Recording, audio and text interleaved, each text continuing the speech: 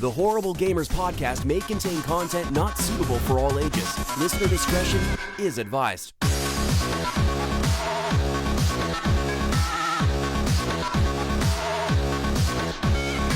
Welcome, ladies and gentlemen, to Horrible Gamers podcast, show number 433, been recorded on August the 28th, 2023. I'm one of your hosts, Jesus Gonzalez, known as Jesus Walks Out today. I'm joined by my friend from the West Coast, the best coast.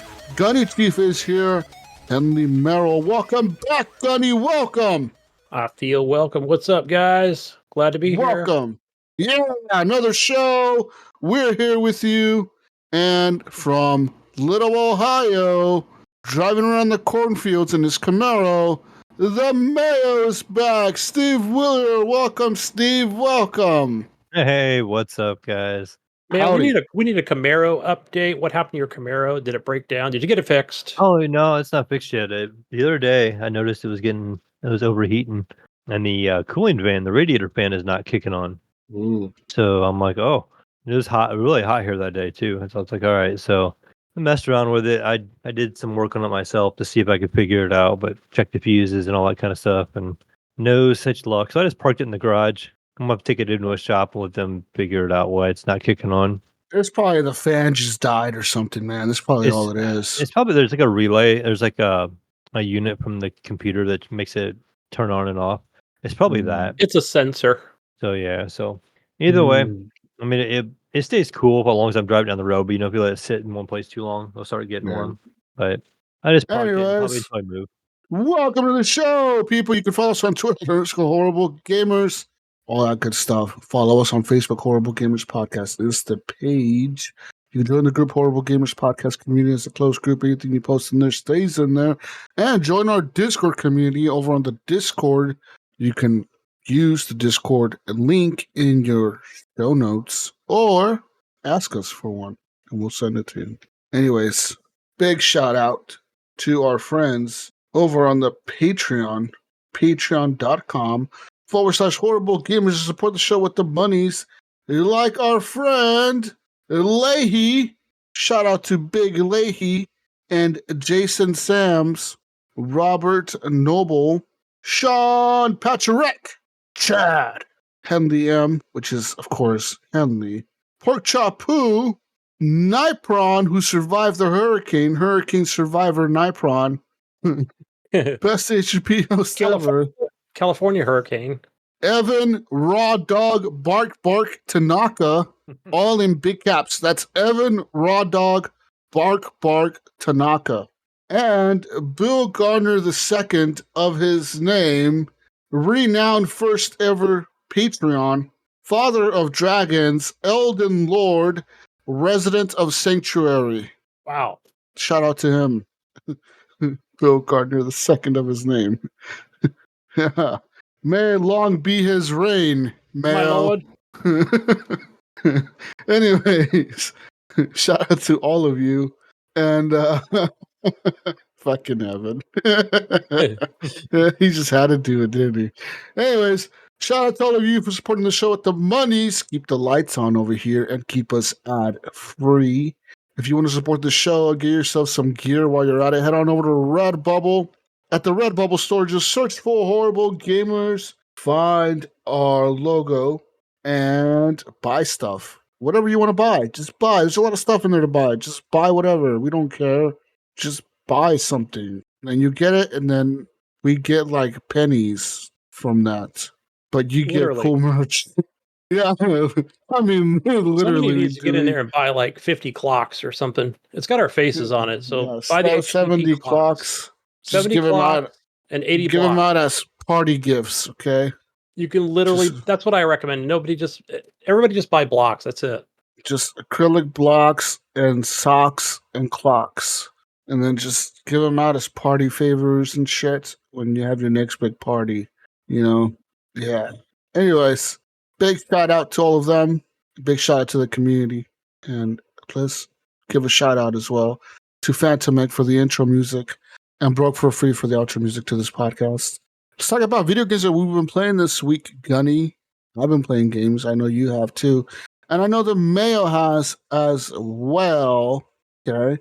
New games, new fresh games. No, not really. No. There's no We play new the fresh latest and the game. greatest on this show. Sometimes. Sometimes. Okay. So I want to say real quick, I did play some more Call of Duty recently. Okay, some more COD. Okay, I'm getting the COD itch again. It's that time of year. It's COD time. Okay, that's what we call it in the industry. It's COD time. Okay, this is the time of year where the Call of Dutyers start preparing themselves for the next phase of Call of Duty. And yeah, I'm here. I'm ready for Modern Warfare 3. So I started playing Modern Warfare 2 again. And fun game. Fucking awesome. I was playing that as Shipment 24/7. And there was some really cool modes on there. There was one mode that I played that was called I think it was called like loadout drop or something like that. Where like every like few, I want to say like every 30 seconds or so, a spot on the map would appear, and if your team held that spot, a plane would fly above and drop care packages with random kill streaks. So it could be anything from like a Juggernaut to a UAV to an AC-130 to an attack helicopter to mortar strike, whatever. Anyways, this thing would rotate around the shipment map, and that's that little tiny square map, right? The one that has little containers in the middle. Yeah. It's like a really small map. Classic. And it was in hardcore mode. So like, dude, I was racking up the kills, Gunny. I think I ended up with like 79 kills or 78 kills or something like that. I did die like 36 times though, but I got like 78 kills, so I went positive. Pretty good. Yeah. I think the best on the other team got like 36 kills, and he died 64 times. Oh man, that shit was awesome. I got like 2 AC-130s, man. That shit was so cool. It was just, but the thing about the AC-130 on that map, I don't know if it's like this for all the maps or if it's just like this for this map. But on this map, when I had the AC-130, usually the way I do it is I shoot the big cannon, then I rotate to the little minigun, then I rotate to the next there's like 3 different guns on it, right? It's like the big one, the little like machine gun, and then like one that shoots like little rockets or whatever. And I was trying to rotate between all of them, right? Because as they reload, you could shoot the next one. And in this one, like when I switched over to the minigun wouldn't shoot. Like it would shoot, but then it'd stop. And then I have to wait for it to cool down. And then I switched over to the other one, but it wouldn't shoot right away. It was like a delay in the shooting. And I was like, what the fuck's going on? Like, I don't know if they nerfed it for that map because they just realized like somebody gets an AC-130 in this thing, and if they keep shooting, that thing is going to just kill the whole other team left and right. As soon as they respawn, as soon as they respawn, right? Because you can see the whole map from the sky. But yeah, that shit was awesome, dude. That game was awesome. Then I played a few other matches in that game, and I had a blast playing it, man. It really reminded me why I like Modern Warfare so much. The shooting feels good. It's a good game. It's just solid all around. But I'm excited for Modern Warfare 3. Even though they've announced some changes that I'm like, whatever. Like, they'll change them again. And anyways, I did go back and play a little bit more Thronefall. That's that little tower defense game that we bought for like $6, Gunny. And I'm fucking, I really like that game. Like, I really, really like it. I'm at the point now where I've unlocked way more perks and like more abilities. I haven't played it. I haven't played it this week. And I've unlocked new soldiers as well. Like now I have some other type of soldier. Like now I have like 4 different soldiers and 4 different archer types. And I was playing a lot of it the other day. Yesterday I was playing it in this mode where it was really difficult, man. Like I gave the enemies like 40% more health and 40% more speed. So they were like really fast and really like just powerful, you know? And they kept killing me like so much. I was like, Jesus. We didn't stand a chance, dude. Like we held up for quite a while. And then all of a sudden the game spawned in like 15 of the big guys, like the really, really big guys. They spawned in 15 of those, 50 of the guys on the horses, like 10 of the other little dudes. And I was like, fuck, I didn't know where to put my soldiers. And we just got overwhelmed really fast. I was like, well, fuck. Like, I was not expecting that, you know? So I don't know. I got to get back into that and maybe rethink my strategy while playing. How far are you putting them out there, like your guys, late in the later levels? I've never so I haven't played a whole ton of it, but I assume probably not super close to the base, to the fort. Kind of, but not really, because I have a bunch of towers set up and a bunch of traps, but it didn't work out for me. So I don't know. Anyways, besides that, yesterday I was playing a little bit of Be Castle. That's the other strategy game, I would say, more like a kingdom builder strategy game. And I was playing it yesterday, and it got to the point where I was really OP, man. Like I was just my castle covered like half the map. Okay, I had all the walls are upgraded to stone. They're all double-sided. I have 2 iron mines, 2 of the sunstone mines, a bunch of the food guys. I have a bunch of farms and hunters out there. I had about 99 soldiers. About, I want to say 30 of them were soldiers, 20 of them were knights, 30 of them were or 40 of them were archers. And then the other 20 or whatever that were left, or 30 that were left, they were the pikemen. And then I had all of those guys upgraded, all their weapons and armor were upgraded to the max. Then I had ballistas on top of my towers. And I was still making a ton of gold because I had I had 4 caravans going. So I was like, man, this is kind of too easy. And then they added this new thing now into the game where they added these traps that you can set up. So you can build this trap thing that builds these traps, and you can move them around. You can dismantle the trap, and you can set them up. So every time the enemies, because it shows the crystals where they're going to spawn, right? And that right, was the general area of which way they're going to come. Well, the crystals is exactly where they spawn at. So there was 3 different crystals that would keep spawning up. So I was pretty late into the game at this point, and there was 3 crystals that would pop up, and they were bunched up together, kind of. And that's where the enemies were going to spawn. So I would just have the trap guys during the day, during the daytime phase. I would have all my soldiers start moving that way. I would have all my archers start setting up on the walls. And then I'd have the guys go out there and set up all the traps next to the spawn point. So as soon as the enemy spawn, dude, all these fucking explosions are going off. Fucking arrows are shooting at them. They didn't stand a chance, dude. I got my ballistas all set up, ready to shoot at them. They were screwed, and it was awesome. I was like, yeah, this is fucking great. I feel OP as shit. It's a good feeling, once you get those archers set up and you get them set up on the wall correctly, or the way you want them, and then and then you get them upgraded where they're shooting fire arrows at them down at the enemy. That's pretty awesome. I had them. Yeah, I had fire arrows. I had all that shit, and that was pretty fucking awesome. And then you upgrade them. It's like, oh man, I forgot they actually have a good range on them.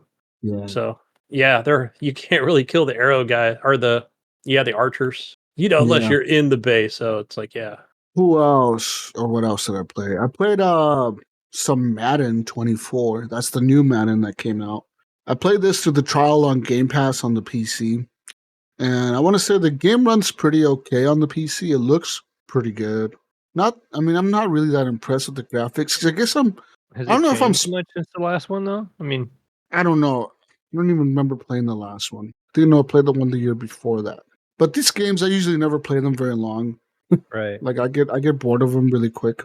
And so Madden 24 just came out, and it of course has the build the characters set, and it has a franchise mode. It has all the Madden online stuff, all the cards and the card packs you can buy. It has all that, but they added more now the passing. They have this new thing called skill based passing, where you know how in traditional Madden you would just press whichever direction the ball was going, you just press that receiver button.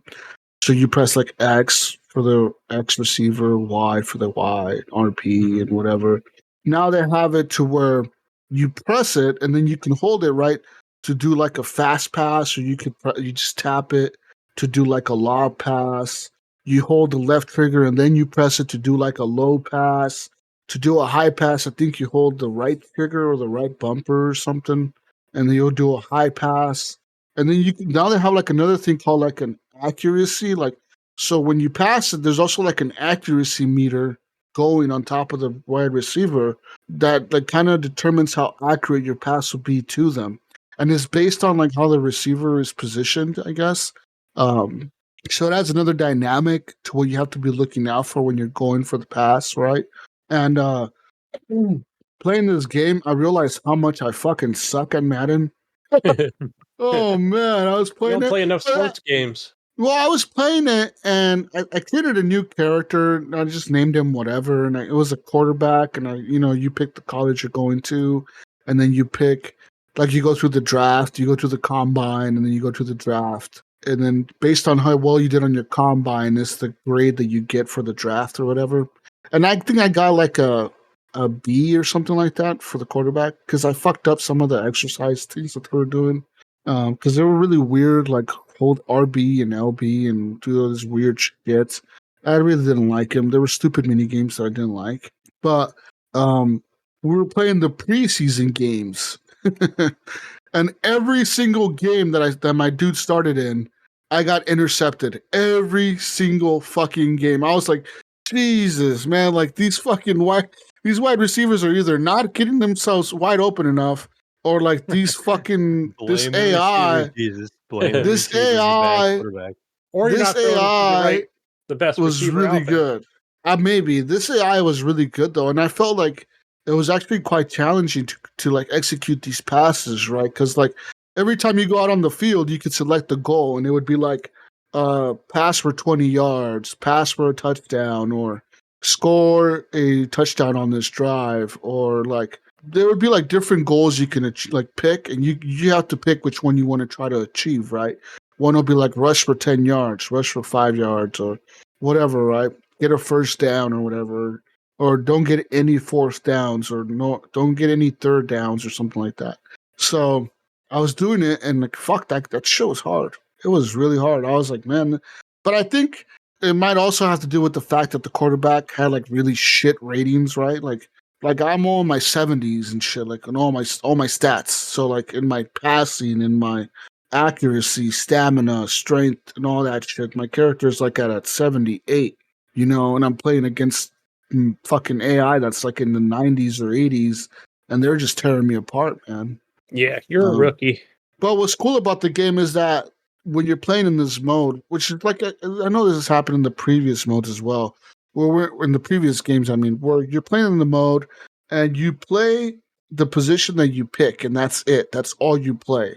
So if you create a character that's like a wide receiver, all you play is that wide receiver spot, and when that player is out on the field. Same if like you're playing a linebacker or a defensive tackle or a left tackle or whatever running back, whatever position that you want to be on the team, you can play that position. You can even be a punter if you want to be a punter guy or a kicker.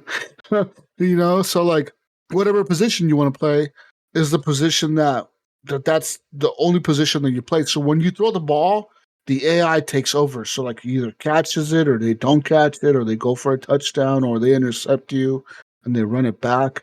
Only player you control on the field is your character, which is kind of like cool, but at the same time, you kind of wish you could control the other characters because once you're off the field, the game just simulates, right? It'll just simulate what's happening in the rest of the game. It'll simulate like if the other team is on the offense and your player's an offensive player, there's only defense on the field. You're not playing, so the game just simulates the whole thing. It'll just like fast forward through everything, and it'll just be like, boom, boom, boom, and it'll be like, okay, now you're down by 7 points. Now you're up by 10 points. Now you're down by 3 points because of whatever your defense did or whatever their offense did. So that's kind of cool and kind of not. I don't know. Sounds a lot like what like NBA 2K is, like the last 2K that I played. Yeah. 23, I think it's the same way. I think it was 23, the one I bought on sale on the PlayStation a while back. It's the same way. It's like when you do the create a character, you're like in the 70s and you have like goals in that as well. To like, Yeah. okay, you score this many points in a game or get this many rebounds, but then you're on the bench and the game will play, and and you don't have any control over any other characters. You just sit there. You can simulate until you're in the game, and you can go in the game and you guys are up by 20 or down by 10 or who knows, whatever. You just go in the game and then you play like until where they pull you. Like they give you a break or whatever, you're not playing well or something like that. And at the end of the game, it gives you like a rating and stuff like that. Then it has little outside the game games, like you go out there and you have to go like talk to the press And so you can like pick a couple questions, and you got to like your character has like some pre-done answers, and you kind of have a choice. But then after that, you have to there's like a gym you can go to, and you can like build up your stats by going and doing certain workouts in the gym. There are like a bunch of mini games. Sounds like the same concept. This has the same thing where like every week you advance a week, and then it'll say, okay, now you have to practice before the game. What do you want to focus on? And it'll give you like 4 options to like pick. It'll be like, do you want to focus on passing, on your stamina? And it'll say like, if you do this training, it'll give you plus 2 points to your strength for the next 2 games or for the next game or whatever. And then you can either simulate that or actually play it. And then it also gives you like a recovery option. Like, how do you want to recover? Like, do you want to go out and party with your friends? Do you want to fucking go to like the fucking spa or whatever the fuck, go to the training area, get a massage, whatever the fuck. Like, it'll give you different options to rest and recuperate before the game. And that'll also affect your stats, based on what choices you made or whatever. So there's all that. I don't know. It's Madden. It looks good. It plays all right. And for the first time, I don't know if they had it last year. They might have. But I know this time it has crossplay between the PC and the consoles. So if you play Madden online, this is actually a pretty cool feature now, because now you don't have to just play against the PlayStation players or the Xbox players or the PC players. You can actually play against everyone, and go about it that way. I don't know. I would assume the game is probably way more popular on the consoles than it is on the PC, but who knows? Yeah. And you can disable the crossplay if you want. It'll give you the option. Do you want to enable it or disable it? But it's always good when it has that feature, and like, it's already a popular game, but I think it just increases its longevity. Mm-hmm. You know what I mean? When they do that, like, there's not enough PC players, but a lot of people on PS5 are playing. 6 months later, 1 year later, or on the Xbox or whatever. Yeah. Great game, I guess, if you're a Madden player. Not for me though. I wouldn't buy it. Maybe I'll get it on the sale later in the year. I know it'll be on sale like next month, so I'm not even worried about it. Besides those games, I went over and I played some more Baldur's Gate 3. Now, I went in there and they kind of did a big patch this week to the game Mayo and Gunny. They added a bunch of bug fixes, quest changes, changes to how the party reacts to you. A lot of bug fixes. Like, you can read the list. It's a shitload of bug fixes. But one of the major things that this is the game is on the easy difficulty, which is the difficulty that I was playing on. They actually buffed you 100% of your health. So before, I think the buff was only 50%. You got a 50% buff of your health. Now it's 100% buff. So essentially, you get your hit points doubled to how much damage you can take from the enemy or whatever. So that kind of makes it more bearable in some of the crazy, hectic battle sequences, right? Which, if you're playing the game for the story, this is the way to play it, because you don't want to really focus on the battles. The battles may be a little overwhelming sometimes. And even on the easy difficulty, you will die. I'm not saying you won't die. You will die, because there'll be sometimes you get way in over your head, and you thought you were good, Mayo, until these fucking enemies show you real quick that they're way better than you. Yeah. Okay. This has happened to me. So now I went into the thing. I remember I told you guys last time I was in the old hag's lair. Okay, that's that witch that took those dudes' sister. She killed those 2 dudes, and then I went into her little bog thing or whatever, and it was all nice looking. And then I realized that it was all an illusion, and it's all run down and swampy. Okay. Anyways, I went into her cave, and I was in her cave. I went in there, and I fought her and her little dummy guys, because she had like these people with masks on, and they were like trying to fight me. But apparently they were just people that were under her control, and I killed them. Because the whole time they're fighting me, they're asking her to not make them fight me. They're like telling her, please don't make me do it. And then they have to attack me, right? And I think they were just under her influence, because they were all wearing these masks that I stole. There was like these masks, and it said, and like I picked up a note from one of the people that died, and it said, don't eat the water, don't do this, don't like. She had a list of shit that she shouldn't do, like don't speak when she comes around, don't look at her, whatever. And it said like, but whatever you do, do not put on the mask. And I was like, I wonder what would happen to my character if I put on the mask. But I didn't, because I was like, I don't want to risk this shit.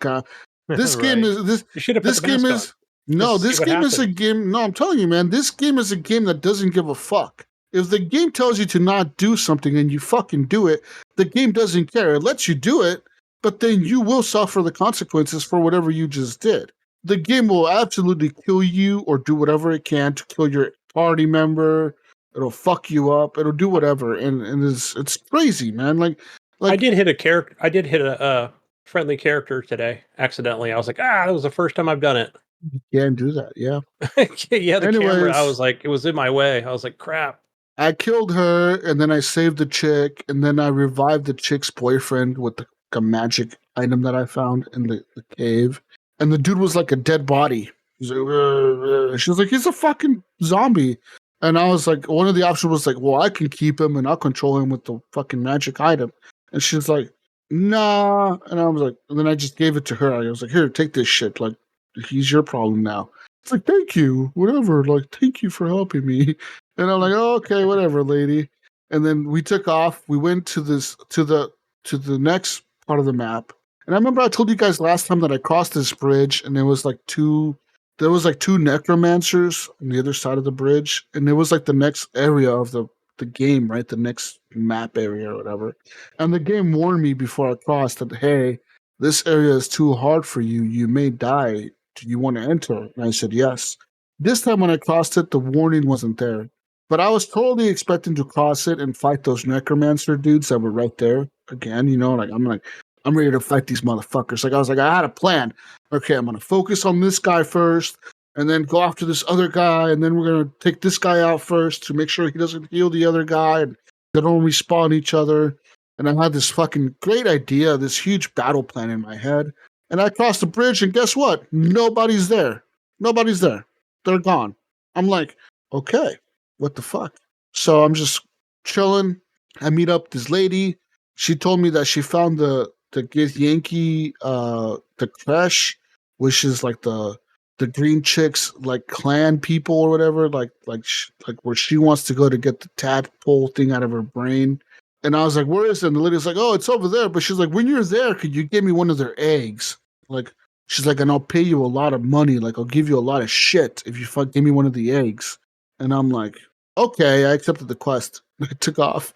And I got there, right? And I found this, like, huge castle, found these people. They locked the door. And I have to go through, like, this whole area, fight a bunch of enemies.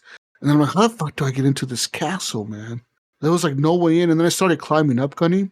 And I climbed up through the roof, and I jumped over like from the cliff onto the roof of the castle or the mansion or whatever it was. And I broke down this wooden thing, and I hear like somebody crying, right? Like I hear like somebody crying, and it said like one of the characters in my party was like, is that a woman or a child crying? And it was coming from a certain room. And then I go into that room, Gunny. Okay, I walk into the room like a dumbass. Okay. And you know what's in there? A bunch of cats. A bunch of cats. Yeah, like little cats, like house cats. And then they all turn to attack me. So it's like, shit. all of a sudden, it's like a battle sequence, right? The whole game stops. It goes into the turn-based thing. And it shows like 10 cats in the room. And I'm like, what the fuck? And it was like, okay, the cats were like setting up a trap. Like they were, one of them was making a noise like it was crying like a person to lure people in there. Aha. Okay, anyways, I started fighting these cats, right? And automatically I start using my magical powers and abilities. And next thing you know, like when I do that, these cats, all of a sudden, they have like lightning coming out of them. Like they're like electricity's coming off of them. And I'm like, what the fuck? And I keep Super fighting them, cats? right? And listen, I keep fighting the cats, Gunny, okay? And the cats, I'm thinking to myself, electricity, big fucking deal. I'll kill these little fuckers real quick. Okay, I keep fighting them, and these fuckers are moving pretty fast. So, like, my characters can't keep up with all of them. And they're dodging my hits, and I'm missing my shots, my arrows. And I'm, like, trying really hard to slow them down. I throw grease on the ground to slow them down. And I feel like cats are flammable. Am I right? they are. But You know what happened? All of a sudden, one of these little fucking house cats fucking evolved or some shit, and it was like a fucking Black Panther, bro. It was huge, and it had like 50 hit points. I'm like, what the? I'm like, what the fuck? And this thing was like jumping across the room. Like when it jumped, it did like this little jump thing. It jumped like it was across the room. Okay, when it morphed into the Thundercat fucking thing, it jumped across the entire fucking room next to my character and started attacking me. And I'm like, oh fuck, oh fuck. Okay, I kill him, and what happens? Another cat evolves. I'm like, are all these cats gonna evolve? And guess what? All the cats can evolve into this fucking huge thing. And these things are powerful, man. They got like 50 hit points each. So like I'm constantly trying to heal my characters. I'm trying to do this shit, trying to kill them, and I can't. And they fucking wreck my team. They destroy us, dude. They straight up just surround us and like murder all of us. So I reload the game. I get back in that room. But this time when I get in the room, that dude, what's his name? Gale, the magic guy?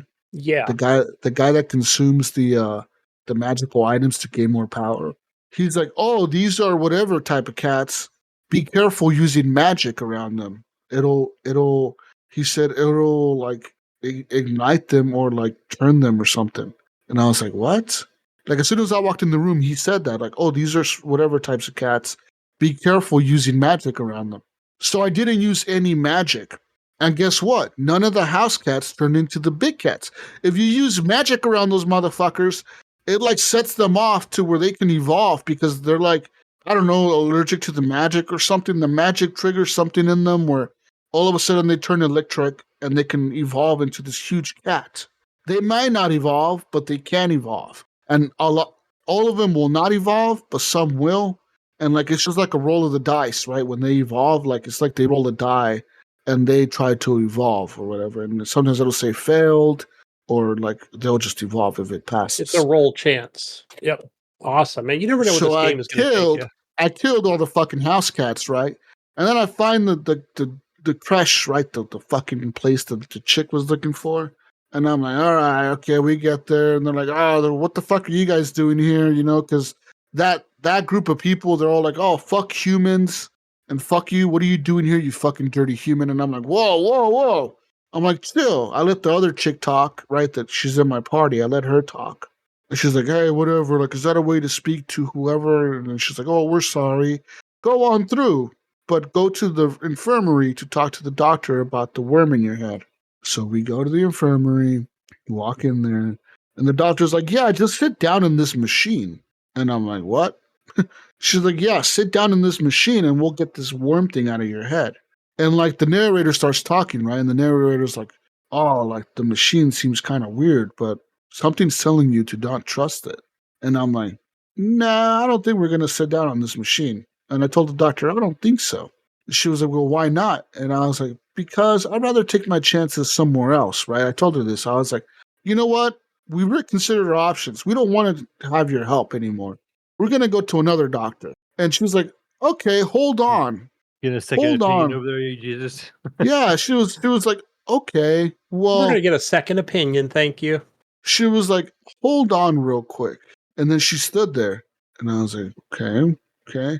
And I don't know, I think the game was bugged because she was just standing there. She was just looking at us. And she was like, have you changed your mind yet? And I was like, no. And then I was like, whatever, dude, let's leave. And we started leaving, right? And we started walking out. And we get to the next room. All of a sudden, we get surrounded by all of the people in the fucking room, dude. He like told the other people that we weren't gonna like let her do the experiment thing on us or whatever she was doing. So she told them to attack us. So then we kill everyone in the room, including a bunch of little kids. We just murder everyone. Okay, we had to, Gunny. They're all attacking us. Okay, self-defense. Yeah, you got to defend yourself. We murder everyone in the room, including the doctor. Whoa, hold on, Jesus, hold on. Now, we murder there everyone. are options in the combat menu for non-lethal combat, which is not bullshit. I've never seen one. It is. It's there. I'm telling you, like my main character, they all have it. What shit are you doing over there? My character doesn't have it. Yeah, all your characters can do regular combat, but like like how many hit points they have left, and then you can use the non-lethal if you choose to. I don't know if you can do it on all characters, but basically they're just like knocked out. So there is that option. Yeah, there's non-lethal combat. Matter of fact, I remember that was brought up like when you first go to rescue the green chick, the Grinch lady. She looks like a Grinch. Oh, you're right. But hey, I'm not judging, Jesus. I'm not judging. I went straight lethal. I don't give a fuck. I've been lethal the whole time, so I straight murder everyone. Okay? It's your world, man. You play it how you see fit. I murdered everyone in the room, and then I thought to myself, for sure, we're gonna have to fight our way out of this whole like base, right? Because there's like an underground like base type thing or whatever, and I was like, for sure, we're gonna have to fight our way through all these hallways. I was just trying to remember which way was the exit, right? I'm trying to think like which way do I go for the exit? And we leave the room, and everyone outside like that room was like cool. They were just chilling. Everyone's just going about their business. I'm like, okay, act normal, act normal. Just walk through here, just act normal, and then we blood all over you. Yeah, literally, there's blood all over my characters' faces and shit. They're covered in blood. I'm like, act normal, nobody notices. And then we fucking went, and then we found like some crazy shit going on with this kid. He was like being like reprimanded by his commander guy or whatever.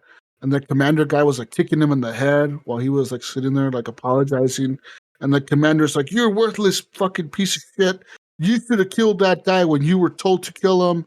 And he was like, but why are we killing our own people? And the commander's like, you don't ask questions. You just follow the orders. Why are you doing questioning us? And then they do like some crazy shit goes down there. And then I go and find the commander of the base, right? Like this commander lady.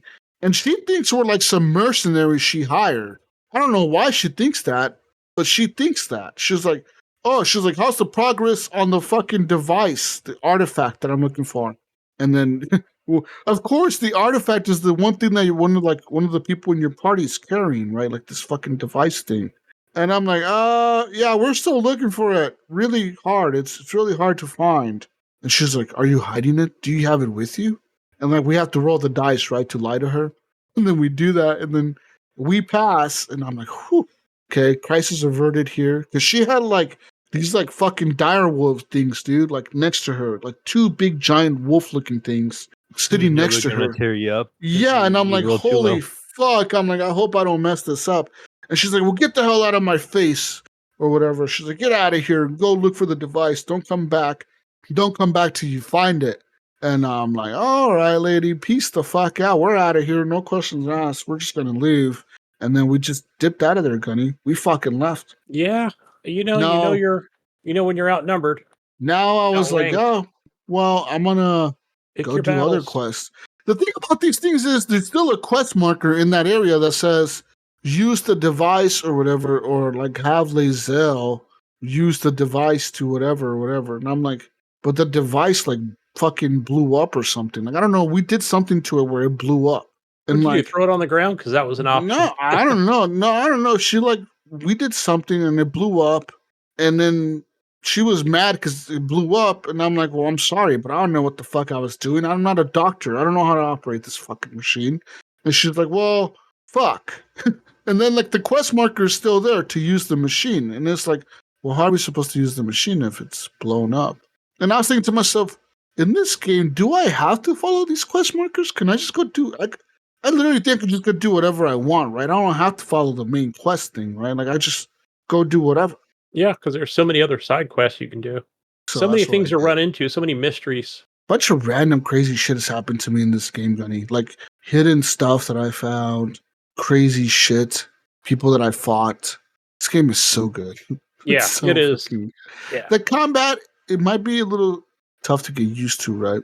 But I think most people will find that the story really pushes the game forward. It literally, the last time I felt the story was this involved in terms of like decisions mattering based on your team and on you and like how it affects the world, I guess. I would say it was probably Mass Effect, right? Where like the decisions kind of really mattered. The choices you made would affect you later on in the other games. That's how this, I feel, is playing out for me. Like I feel like these decisions that I'm making early on, either to be evil, right? And like convince my team to use these parasite things. Because I convinced Shadowheart to do it. I don't know about anyone else. but I know I convinced her. And now she has like a new ability. She has like this. She has like some kind of psychic ability now, where like she can like before she's attacked, she can like I don't know, do some shit where she can like use telepathic powers to like preview the attack or like sense it or dodge it or some shit or prevent it somehow. Is it the one? Yeah. Yeah, because I see that, and then she's got like or even before dialogue, she's got some abilities she can use. But now, Be like, more no, dude. persuasive. But now she also has like some weird, like, purple shit growing out of her head. Like, Is that she maybe?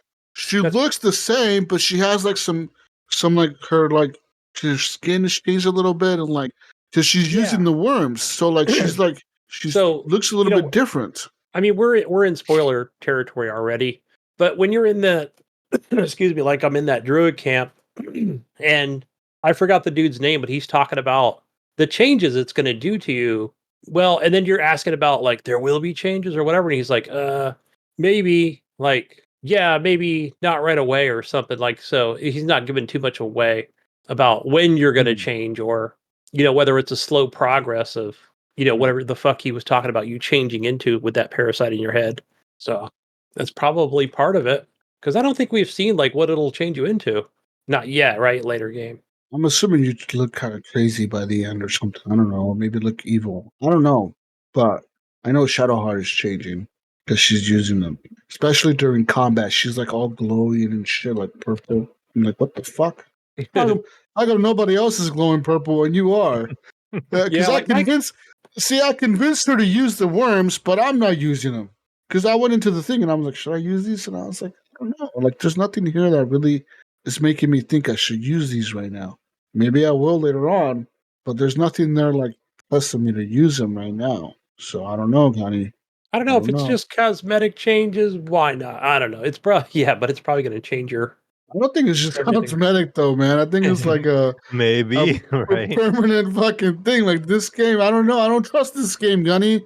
Yeah, okay, this game is a real fuck you game. This game lets you do whatever, and then you face the consequences later on. Like I feel like there's shit that I've done that later on is gonna come back and haunt me. Like there's a lot of people I've probably killed that later on is gonna come back and they're gonna be like, yeah, see, you killed all these people when we know about this, and now you're fucked. And I'm gonna be like, fuck, I shouldn't have been evil the whole time. But hey, man, look, I've helped people. Okay, I helped save that chick from that old hag lady. Okay, I do help some people. I helped her out. By the way, killing the old hag gave me a lot of cool shit, a lot of gold and stuff. But yeah, nice. I'm sure eventually we'll see. Like, I haven't seen a vendor yet because I'm early on, but I'm sure one exists. there's a lot of vendors, dude. I can imagine there probably is a lot. There's a lot. I even ran into a vendor inside the Crush thing. That's never mind. I did get to a vendor. Yeah, I was there was talking one in the Druid camp. Yeah, I talked to this random lady, and she's like, "Do you want something to buy or sell?" I was like, "Well, what do you have?" And then I sold her all my junk because my guy was over encumbered. He was encumbered. I was like, "I can't fucking walk fast. This guy's walking really slow." They said your character's encumbered. Like, fuck, this sucks. And then I found this puzzle thing that I have to figure out, and I have to it's like these weapons that you have to put on this pedestal, and like it'll light the thing up. But you have to find the different types of weapons, like a warhammer, an axe, a sword, a mace, and then you got to put them in the right spot. I found the sword. I found the warhammer, but I need to find the other two weapons to put on there. And it could be any weapon. It could be like your weapon. You could just fucking unequip your weapon and throw it up there, and it'll work. It'll turn on the thing or whatever. But I need to find the other three weapons, and it's like, man, all these quests, I mean, there's so much shit going on. My quest list is huge. And I don't even know how to I don't even know what I've done and what I have to do. Like, it's just a bunch of quests, bunch of markers, and it's like, go here, go here, go here, do this, go there. Speak to him, speak to them, speak to her. All I know is I got to get to Baldur's Gate somehow. Find this person. All right, so I'm going to start questing towards Baldur's Gate, and eventually I'll get there. This game is good, though. Dragon or whatever, yeah, whatever it leads up. Yeah, this game is friggin' awesome, man. It is good. It still makes me want to pick it up because I haven't picked it up yet. And I'm like, The different "It's only enemies are cool, $60. man. I feel It's like a I should fresh do it." game, Mayo. It's fresh and new. It's fun. That's what it Not is. a new Like series, the but fresh and new. story is so good. It's just like Did you all ever these play Dark Alliance, characters. Jesus? I think No. there was like I should have googled it. I know it was like original Xbox. You know, it was the D&D Dark Alliance. I think there was like even an arcade version on 360. Yeah. Like, you know, just a downloadable version of it.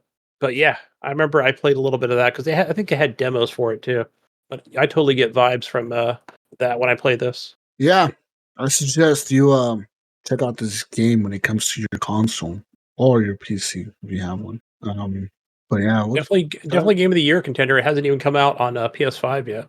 Oh, definitely a game of the year contender. Definitely. This game, you know, for the longest time this year, I thought for sure like Zelda might win it, but the new Zelda game, I don't think so anymore. I think Baldur's Gate might get it. I honestly think this game is going to get Game of the Year. Maybe Starfield can do it. Maybe Spider-Man. I don't think Spider-Man's going to do it though. It's a sequel to the other ones. And it's gonna be too much like the other ones, maybe. And people are gonna be like, oh, well, it's good. It's gonna be really good, probably really good, right? But it's gonna be a sequel, right? And I don't think it's gonna do it. And I don't think Zelda, even though as much Nintendo influence it has, I don't think it's gonna be able to do it either. I think it's gonna be between Starfield and Baldur's Gate 3, maybe Hogwarts Legacy. But that problem with that game is that game came out early this year. Mm-hmm. And by the time it comes out, by the time Game of the Year awards or whatever, the Jeff Keighley Video Game Awards happen in like December, no one's going to remember Hogwarts. They're gonna Anyone? be like, that game It'll came out get- this year. It'll Yeah. get nominated, I think. Maybe. Who's going to remember that game though? No one. I forgot that game came out When it this gets year. nominated, they'll be like, I remember that game. When did that come out? Did that come out this year? I forgot that game came out this year. Okay, like honestly, so I don't.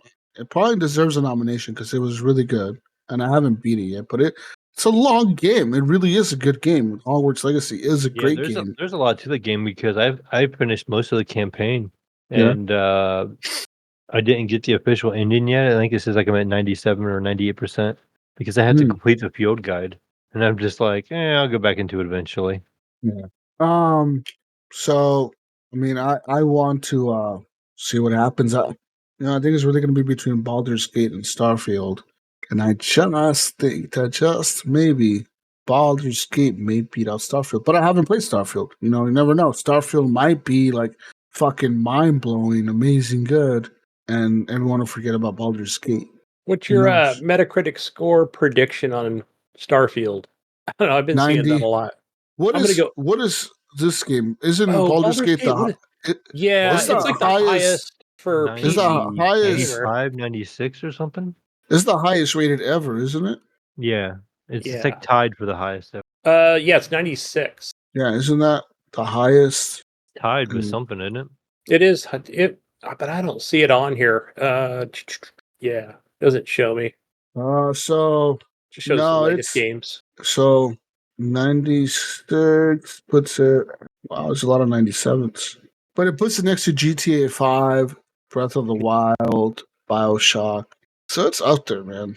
With some of the higher rated games, like really good games. I'm gonna give Starfield. I'm gonna predict it coming out at an 87. I'm gonna say coming out like at launch because that changes review bombs and all the other stuff. And Blue Beetle only got a 61. What the hell?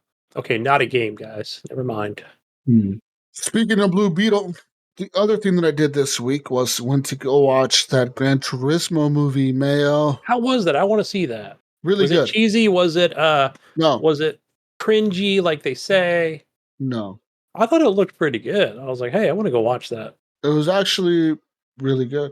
I actually liked it all the way through. I like intense movies. No, it's not intense. It was more inspirational, kind of, because it's based on a true story, and it's about the guy who went from being like a video gamer to an actual like race car driver or whatever for Nissan.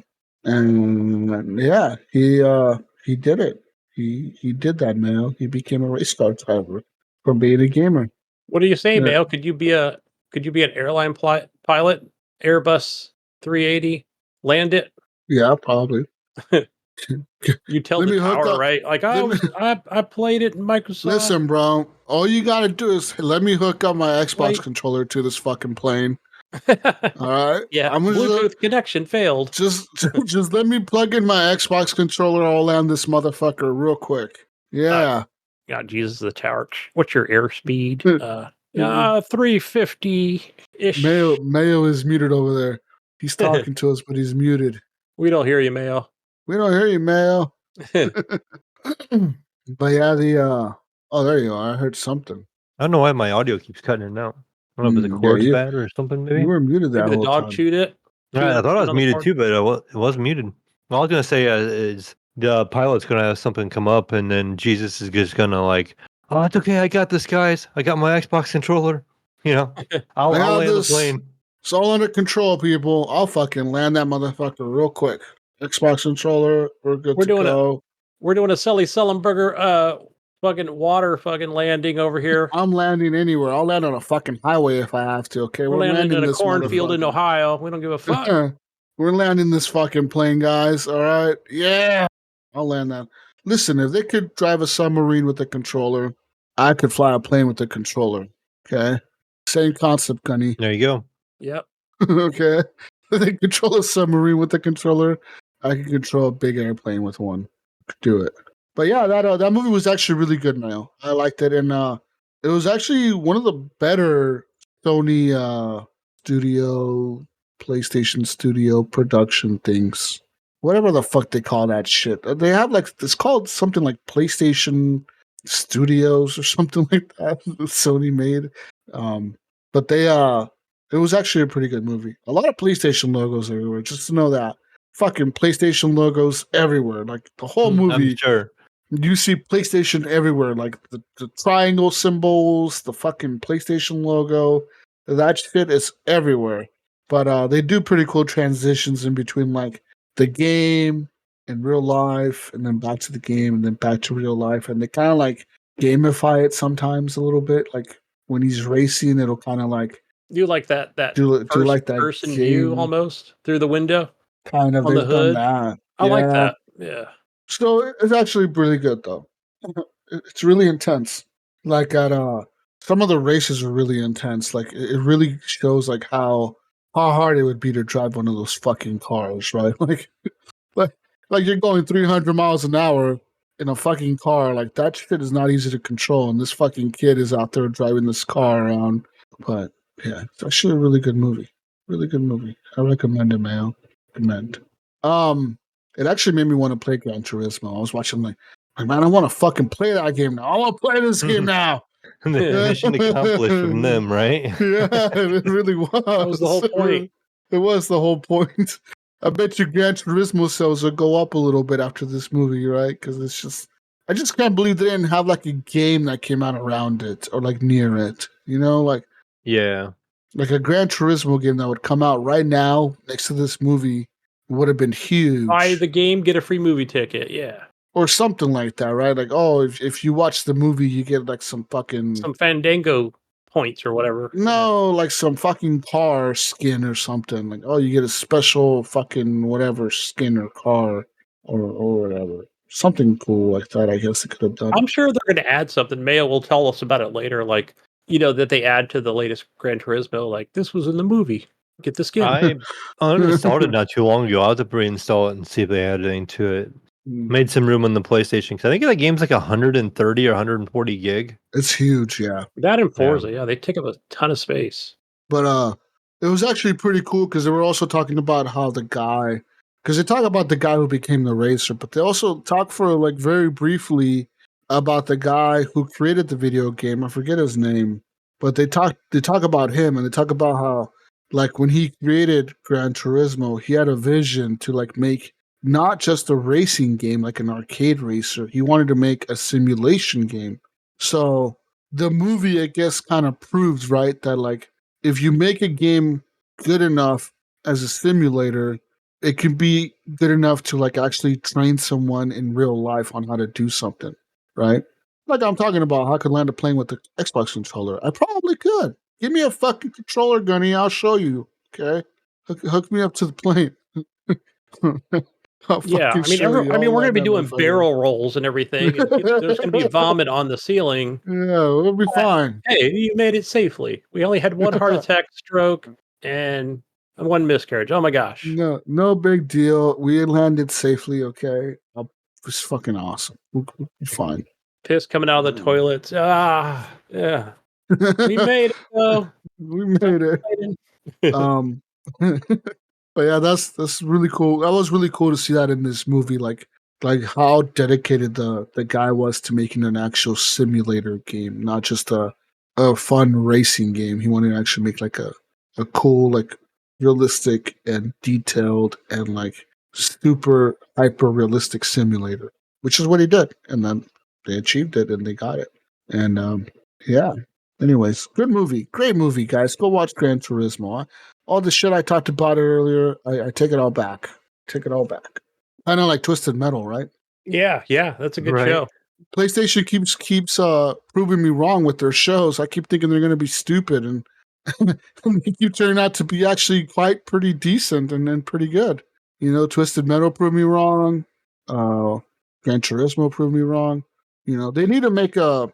Okay, guys. Oh, the Last of Us show was good though. What other thing have they made? They made pretty much almost all of their huge series, right? They've done an Uncharted movie, which everyone wanted. Maybe a Days Gone. A Days Gone would be cool. Maybe a little. Yeah, Yeah, that's one they haven't done yet. It's too close to but The Last of Us. that and Maybe. God of War they haven't done, right? Yes and no, Mel. The problem with Days Gone is that it wasn't as popular as all these other ones. Like in terms of Sony, that game was a failure in terms of their eyes. That's why they never made a sequel. They were working on a sequel and they canceled it. Matter of fact, Yeah, the studio that worked on that got disbanded or some shit. Yeah, the team. So yeah, the team did, not the studio. The studio's still there. I think that was in Bend, Oregon. The one down in Bend. But I mean, I could see a God of War, but I think God of War already got picked up by Amazon. And didn't Ghost of Tsushima get picked up? Isn't there Ghost of Tsushima coming out? Oh, I don't know if that's true. That'll be good, dude. I want a Ghost of Tsushima HBO series because I think HBO could do it right. Maybe Apple TV can do it right too. But a Ghost of Tsushima one would be cool. I see all their big franchises getting cool shit, and like Xbox over here with their stupid Halo TV show that was lame. What else has Xbox done that's been shitty? They did the Quantum Break thing, right? Didn't Quantum Break have a TV show or something tied to it? No, but that was part of the game. But no, wasn't it like standalone thing too, or was it just part of the game? I don't think it was. I mean, it was supposed to go along with the game. I don't think it was supposed to be separate. Oh, what about the? Oh, they have a Gears of War one coming, don't they? Doesn't Netflix have that one where they're gonna make a Gears of War series on Netflix? That'd be cool. I hope so. Yeah, I think they do have that. I think Netflix is the one that's doing that one, and I think Amazon got because Netflix got Gears of War, Amazon got God of War.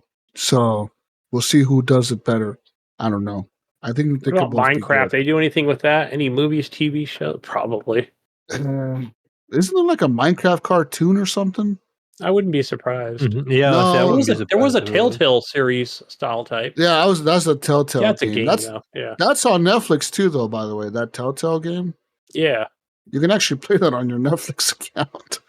But there was something else that I was going to bring up that just crossed my mind right now, and it just disappeared. Fuck, I don't remember. But yeah, I look forward to seeing what else Sony brings to the table in terms of their studios. I think a Horizon Zero Dawn, like maybe a TV show, maybe a movie would be kind of cool, right? I don't know what else they could do besides that. I guess besides that, they could start dipping into their other franchises and older stuff. What else? They have a bunch of old stuff that's kind of cool, I guess. They could go into and start making shit for. Ratchet and Like Clank. like Didn't a they Killzone. do a Ratchet and Clank movie already, or a show, or something? Yeah, Didn't they? no, they've done movies about that already. Yeah, they've done 2 movies, I think. Ratchet and Clank. They've What's done Jack and Daxter? That's PlayStation, right? Yep, they've done those 2, I think. They need a sack boy. Ratchet and Clank or the Jack and Daxter was one of the 2. It was Ratchet and Clank or Jack and Daxter. It was just like the video game. Literally, if you watch the movie, it's the story of the video game. They do not deviate. It is like they just took the cutscenes from the game and put them into a movie. And like, it's the same fucking thing. Honest to God, like you're like, this is the same story. They don't have to Yeah, I think deviate. that was 2018 or 2019. Yeah, it's almost like I think that's why maybe these studios like doing all these shows for Sony, because Sony, a lot of their games, you don't have to deviate from this because the stories are so they're kind of really well done, where you don't have to deviate from the story to make it good, right? Maybe Twisted Metal, you kind of have to make a story there because there's a story, but Not really a whole lot of story. Yeah. kind of, but Yeah, not in the really. game. Yeah. But like The Last of Us, you literally don't have to do anything. You just follow the fucking game. Maybe do that one weird episode with the two dudes or whatever. But then that's it. Like everything else is the same, pretty much to the game. You know? Uncharted, kind of the same shit. You kind of don't really have to deviate from the story much. You just kind of follow the same story. Dude meets the old guy. They do some heist. They do more heist. They do more heist. End of the story. And God of War, I guess that one could be tricky because it could either go back to the old ones or like the reboot, which I'm thinking they're going to just go to the reboot and copy that and just do a story about that. You could literally make a movie about the first fucking reboot game from 2018 and Yep. people would love it. People would love that shit about the fucking snake guy and the fucking dude goes on a quest with the boy, get over here. Okay, Dad, boy, listen to me. Well, you have to do some big guy yelling boy every so often and then fighting big giants and weird shit. And that's all you have to do. And then it'll be a cool show. So, Yeah, it would be. Yeah. and Gears of War, the story is really good there too. So you could just copy the story. You could even start from the first Gears of War, right? And just make a series going like that. Like You a make young the Marcus growing up. Yeah. No, you Joining don't even the have to. You COG. don't even. You could maybe do like a beginning episode like that, and then just go straight into the one where he's in the prison cell, and you don't know what's happening, and then the dude shows up. Dominic gets him out of the prison cell, and then you go on the fucking story from there. That's all you have to do is copy the fucking story and continue. So I'm looking forward to seeing what these video game adaptations to these movies are, and even like Mario's did. Like all these video games, every company has shit coming out from their video game library into the movie sphere, right? Into the entertainment industry. Because Mario was a big hit for Nintendo. I think a Zelda movie is next. I could actually see a Zelda movie. That would be, yeah, that'd be awesome. They already have a That would be cartoon, right? huge. Maybe. I mean, they've I had don't them, know. but yeah. But an like a actual movie Zelda, would be awesome. like a Zelda movie would be huge, dude. You know, like that would be massive for Nintendo. You know, or even make like a Mario Kart movie where you literally make a movie about Mario racing in Mario Kart, Yeah. or a series like an episode thing or whatever. Like, oh, every episode he's racing new characters from the Nintendo world to get to the championship or whatever the fuck you want to call it. That's all you can do. But yeah, that's all I've done, man. All I do is play those games, chilled, watch Gran Turismo, waiting for Starfield. Still debating on where to buy it. I don't know. Fine. Just pay the $100, buy it on Steam, day one, early purchase, early access. I don't know, man. What do I do, man? I don't know. What do we have? 3 days before the actual review and early access? I think it's Thursday. Reviews come out Thursday. The game launches Thursday night. We'll talk about that on the news. What have you guys Yeah. been playing? Mayo, Gunny. I've been playing the game I've been playing the most this week, Jesus, is like a little Game Pass game of all things. I've been playing a game called RoboQuest. Okay. And I ran across this last week before the show, like an article talking about the game. I was getting ready to go full release, and it's still in early release, mode. But it's basically a roguelike, but it's a first person shooter. So you just play the role of a robot that protects this little girl, and you go through as a first person shooter, and you're just going through and you're collecting these wrenches for upgrades. And so you make a run, and you go in there as far as you can, and then when you eventually collect so many wrenches or whatever, you go as far as you possibly can. Enemies everywhere, you'll eventually die, and then you'll respawn back at the camp, and you go to this little table, and you can take the wrenches that you earn and apply them toward points for permanent upgrades for your robot. So then you get like a little bit better weapon options and stuff like that. 'Cause you find these little benders between like different zones, and you'll get better weapons, and you get like, I now have the options, like I can pick between like 4 different guns now when I go into a new zone, or the guns, like 25% of the guns now will have like a bonus stat. So it'll do like a burning damage or like electric damage or something like that is on top of the normal damage. And some of the guns will have an alternate fire as well, so you can increase the odds of that happening. And you just keep making these runs, and it's very Twitch like. It's almost like a Doom kind of game with Overwatch graphics. So you go into a room there, and there'd be a bunch of enemies, and they're all shooting at you, and it's just chaos. There's like this shooting shit from all directions. They're moving around quite a bit, and your character can move around really fast as well. So you're moving around, just shooting, trying to dodge bullets. And if you take damage when you kill another enemy, they'll drop little health orbs, but they disappear pretty quick. So you have to like run and grab them. But if you run and grab them, you may get shot as you're going to get them, depending where that person died at or that enemy died at. So it's like you gotta decide if you want to go in and risk getting those health or not. Because sometimes you lose more health than you'll gain by picking them up. So you gotta like be careful how you do it. But there's like all these different weapons. There's like you have your typical like shotguns and ARs and submachine guns and LMGs and stuff like that. But they also have like knives you can throw. There's like these power gloves. There's a flamethrower, and they all have different stats, and they all do better. There's different kinds of cannons that are kind of weird. They'll have ones that will just lob like mortars, and they have ones that are like it's like a cannon, but it's like a beam, and it'll do like tons of damage. Some of them will do burn damage and stuff like that. It just get really good music, and it just keeps going and going. And it's just like your typical roguelike. Is it like that? What's that game, Gunfire Reborn? I've never Similar? played that one. No, I think that came to Game Pass as well. Remember we were talking? I did play that. I think you did. I thought you did say you played it, but I don't think I did. But yeah, it's first person. Like I said, it looks like Overwatch is what it reminds me of in the graphics and the art style of it. But it plays like Doom in the aspect of how the gunplay feels and how fast and twitch based it is. Like I'm locked at like a steady 200 frames, and it just never deviates from that. And that's like running on ultra, and that's I think that's what's capped at. Like the game won't let you go any higher. Um, like I try to maximize. Like I've got this 280 hertz monitor over here, and so I just try to set it to high as it'll go, but it caps it at 200 for some reason. But still, it's plenty of frames. The game looks nice and clean and crisp, and it's been entertaining. Like there's different pathways you can take too. So you get to like this once you kind of clear the first area, you get two different doors you can choose, and you pick which way you want to go. And I'm assuming there's new items in each area. There's a key in one of them.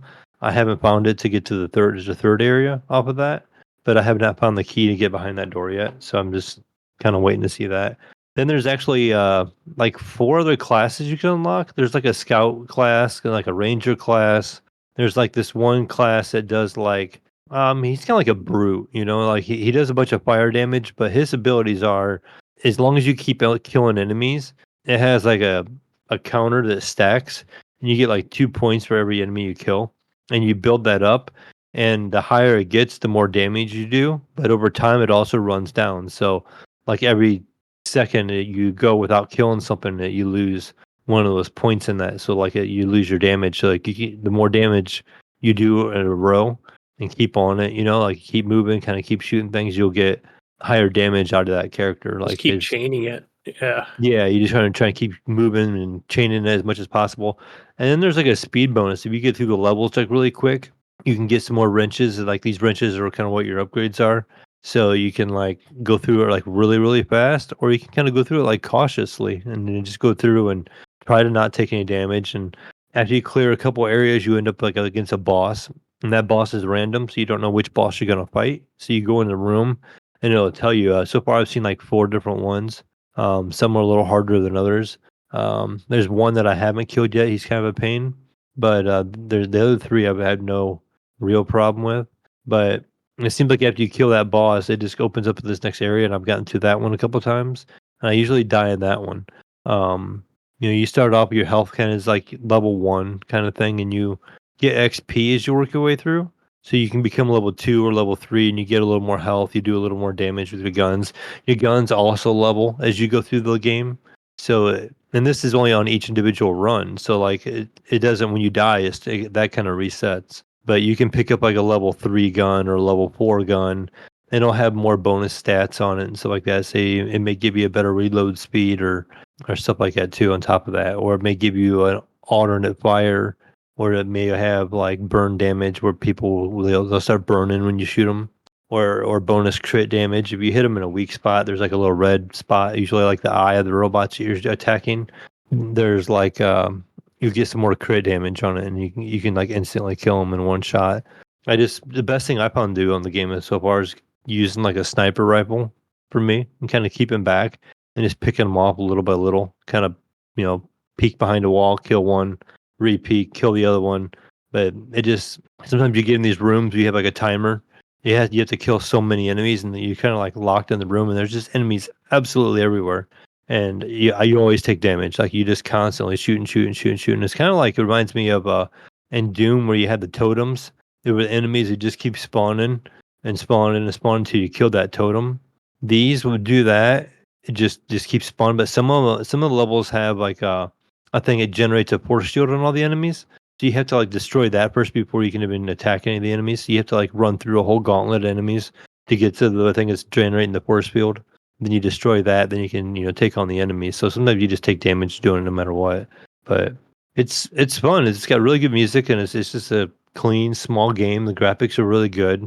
It's simple. The gameplay, can get a little repetitive, but I've been enjoying it. Like this, I'm not sure how far the game goes. I think it says you can beat it in like 6 hours, and like I think it says if you beat it with like all the classes, it's like 26 hours on Game Pass or something like that.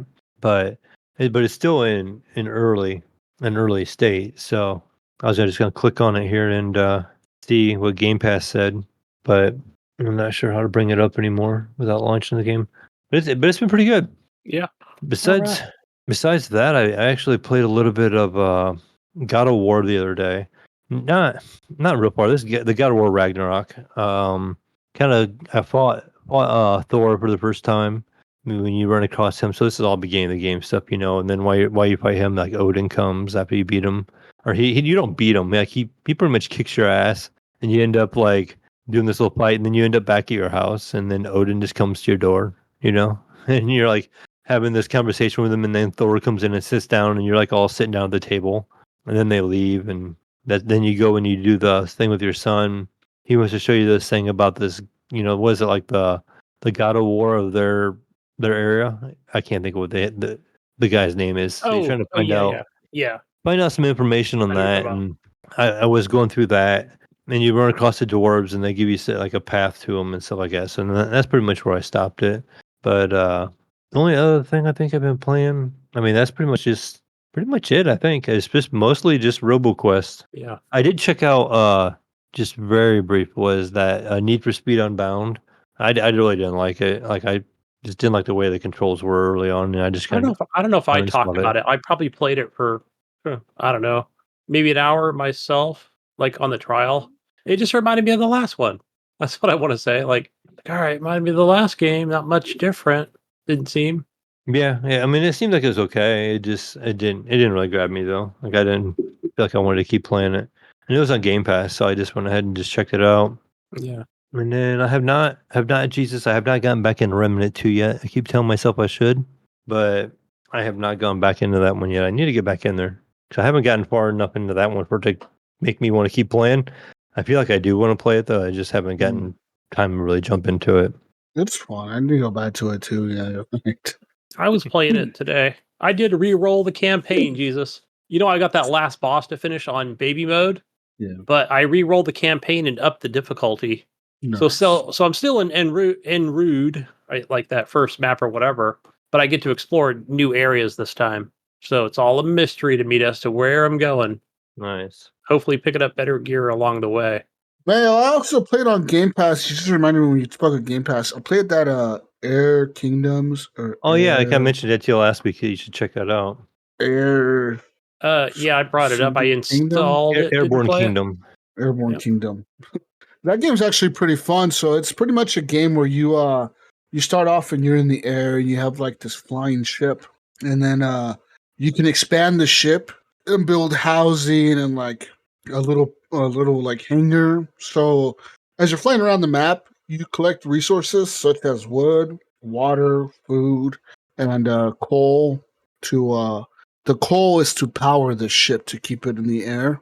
And if you run out of coal, the ship crashes and everyone dies. And the goal is to like restore the kingdom and like the power of the kingdom or whatever. So like You're supposed to go around the map randomly and do the quests that the people ask you to do for them, such as go find these guys in this ruins or whatever. I haven't encountered any combat. The only thing that the game really is just a chill game. The difficulty comes in where you're expanding your ship. So, like, say you're building it to the left, to the right, forward, backs, and you're expanding out more and more, right? Building platforms and like building houses and whatever, warehouses, storage, farms, etc. for food.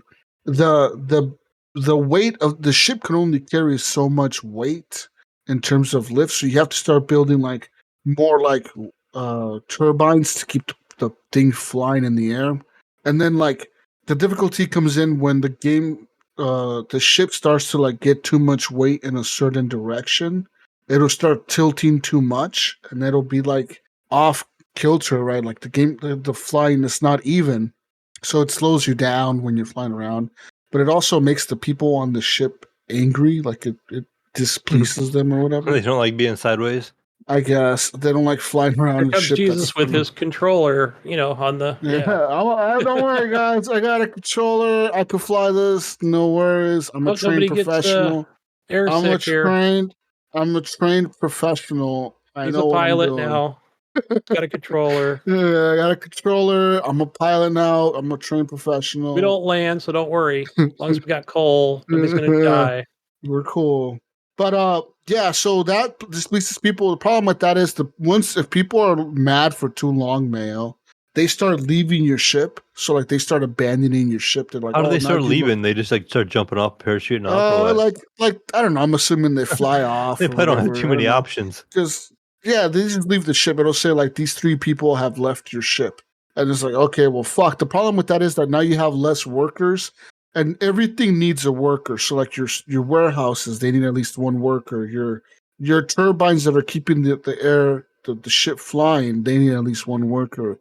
Your oars, the ones that like kind of like increase the speed of the ship, they need a worker. And like the people that go and scavenge the resources for you, right? Like the people that get the wood and the coal and stuff, they have to be free workers, so you have to have workers to send out to gather stuff. And if you don't have enough, well, then you start running out of resources really fast and not enough gatherers.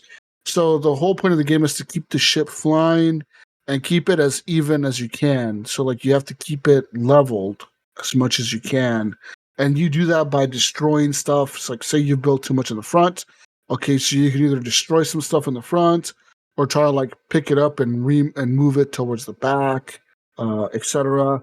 But they also make it a little bit more difficult because like people don't like their houses being next to like the airplane hangar. They don't like their houses being next to the smelter or the coal factory or whatever that's on your ship. They don't like, so like you have to build the houses away from these areas because the people will be unhappy if you build the houses next to these things. So it's a balancing act, right? You have to kind of balance the game and figure out like, okay, maybe if I add a turbine to this part of the ship, it'll tilt it back to where now the ship is level because now the turbine is providing lift on this side and now the ship is more level. And it's kind of a cool game. It really reminded me of the book that I read called Hell Divers. Yes, that's what you're. Yeah, I remember Hell Divers. Where it's about these people that live on a ship, right? That's in the air and they've lived. It's more of a hot air balloon, right? But a gigantic one. Kind of. So they live like in a giant Zeppelin type thing, right? Yeah. Where like there's like thousands of people live there, and the world's been nuked, Mayo. And the nuclear winter down there. Yeah, so people live on this ship forever, right? Since the nuclear war started, they just lived on these ships forever. And there's 2 of them. Well, yeah, in the books there's multiple ones, but this is one of the last ones that's still in the air. And there are these people called the Hell Divers. And the story is about one of the Hell Divers. And the Hell Divers, their job is they go down to hell, so Earth, and they collect resources like metal, food, etc., scrap, whatever, to take back up to the ship, right? Like battery cores, etc. Like they'll fly over like the like military bases and headquarters of the company that built the ships. And they'll try to get like more parts to repair the ship and stuff like that. So they're called the Hell Divers because they dive through like the clouds and thunderstorms and shit. to get down, and they fight these creatures on the ground to like get these items and go, and then they shoot back up. How the fuck did they get back to the ship, Gunny? I forgot. Balloons. They use balloons. They get balloons. I've read like 4 or 5 of the books already. Yeah, they have like I didn't read them. I heard them on Audible. Yeah, they have a listened balloon. to them. Like they get dropped off in one location, and then the ship drops off like the balloon extraction things in another location. So they get dropped off where they need to get the items, and then they have to run with the items to extract. And that's kind of what this game reminded me of, but in a more like a medieval time, because it's like hot air balloons you're sending down there to collect the items. And like when you get to a kingdom, some of the quests will be like, oh, like our king or whatever said that he wants the water to flow again, but the water pump or whatever in this fucking area is broken. You need to go fix it. So then you go fly over there, and then it'll say, to fix this, you need this many resources, like this much wood, this many free workers, this much metal, this much glass, and then you have to send them down there for multiple hours. So like you have to send 10 workers with this much items, and they'll repair it in 10 hours in game time. But your ship can't fly away during that time. You have to stay in the area while they're doing that, right? So you have to fly around in circles or stay in that one little area, or just keep in place till they finish rebuilding or fixing or whatever the quest and stuff they have to do. And this game is kind of cool, Mayo. It really is. It's kind of fucking cool, man. And I'm kind of excited to see what they do with the sequel, because there is a sequel coming. It's called Airborne Empires. And I'm assuming it's going to be way more in depth and probably like include battling and other type of shit, right? Like combat, ship combat or whatever. The game is actually a lot of fun, man. It really is. Nice. And it's like it's a strategy game, but it's a relaxing strategy game. It's almost like, I don't even know how to explain it, but it's really relaxing, dude. You're just chilling. You're watching a little plane, balloon, sky city fly around. And then you have to you can open up the map, and there's a fog of war, right? There's a huge map, and there's a fog of war, and you can kind of see the areas that you've already flown over. But then you might see like, there's a point of interest over here. There's a point of interest over here. Like maybe you want to fly in that direction, and maybe you'll find another kingdom or another little village where you can recruit people, etc. Pretty cool little game, actually. I recommend it. I don't even know how much is this game like on Steam. I would buy it on Steam. On the Xbox on Game Pass, it says it's $24.99 on sale for $19.99 right now. On Steam, it's $13 right now. It's actually on sale, and the reviews on Steam are actually overwhelmingly positive. It's a good game. Yeah, it sounds fun. It sounds like something I want to play. It's fun, Gunny. It's like it's more like, I haven't run into any combat. There might be combat later on. I have no clue, but it seems to be more like a resource management, kind of keep everything running, kind of like Frostpunk, right? Where That's what I was going to say. Isn't it kind of like Frostpunk? There's and I've got something in my Steam combat. library. I don't currently have it installed. I haven't played it the last 6 months, but yeah, it's just chilling, man. It's a chill game. There's no it's like Frostpunk, but there's no crazy decisions. There's no like killing people or like nothing like that. It's just, you're not like the ruler. Yeah, I get it's it. just That's a cool. chill game. Yeah. Anyways, what have you been playing, Gunny? Yeah, going back to Baldur's Gate 3. I was playing that today, and I don't know if it was a glitch or not, Jesus, but I'm in that druid's camp, and I went to like a little side quest where it's like, oh, investigate, I don't know, the water or something like that. So, and then there's like this little boy down there, and you can hear this music, investigate the music. So when I get down there, whatever, like all these, like, I want to call them harpies, right? Which are like the birds, but they're bird people. And man, they're freaking powerful. But anyway, like I had my character like up pretty close to one of them, and there's like a ledge. And I think I missed a couple turns because even like my main character, like she would jump up onto the ledge and then jump back down. Like it would just repeat that. Like, and that went through like 2 different turns where I'm like, that's kind of weird. Like, did I totally miss my turn for her because the game's like making her jump up and down on this ledge, which was odd. So yeah, I think that's like probably like the real first bug that I've really encountered, I think. But but back to the game itself, like, man, I've already tried that area twice, and I've already leveled up. Jesus, this is like I leveled up to level. I think all my characters are level 3, so I've got 3 characters with me, and I think I left the 4th one behind, and that would even include like the Grinch lady. Wow. So I just said, yeah, go back to camp, whatever. We got this taken care of, and we'll get back to you another day because I just wanted to finish up on that the Druids camp, which I know I'm going to be there for a while. So I guess still got to talk to some more people. But man, just like that little side quest, like I don't think I can currently finish it because I'm just dead pretty quick because those harpies, like fuck, they could like come in, hit you, and then they'll just fly away and jump up on a ledge. Now everybody's got a crossbow, but it's like, man, I want to have the freaking option, for some melee combat if I need it, because that's going to be more hit points. But yeah, so far I'm really enjoying it. Just using all the different, trying out all the different spells, which works better. I do have the healer.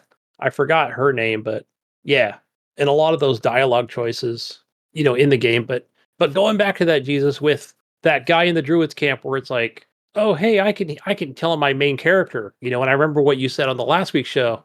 He's like, yeah, I can heal you.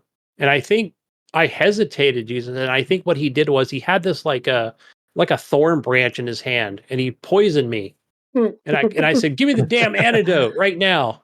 Give me the antidote or I'll kill you.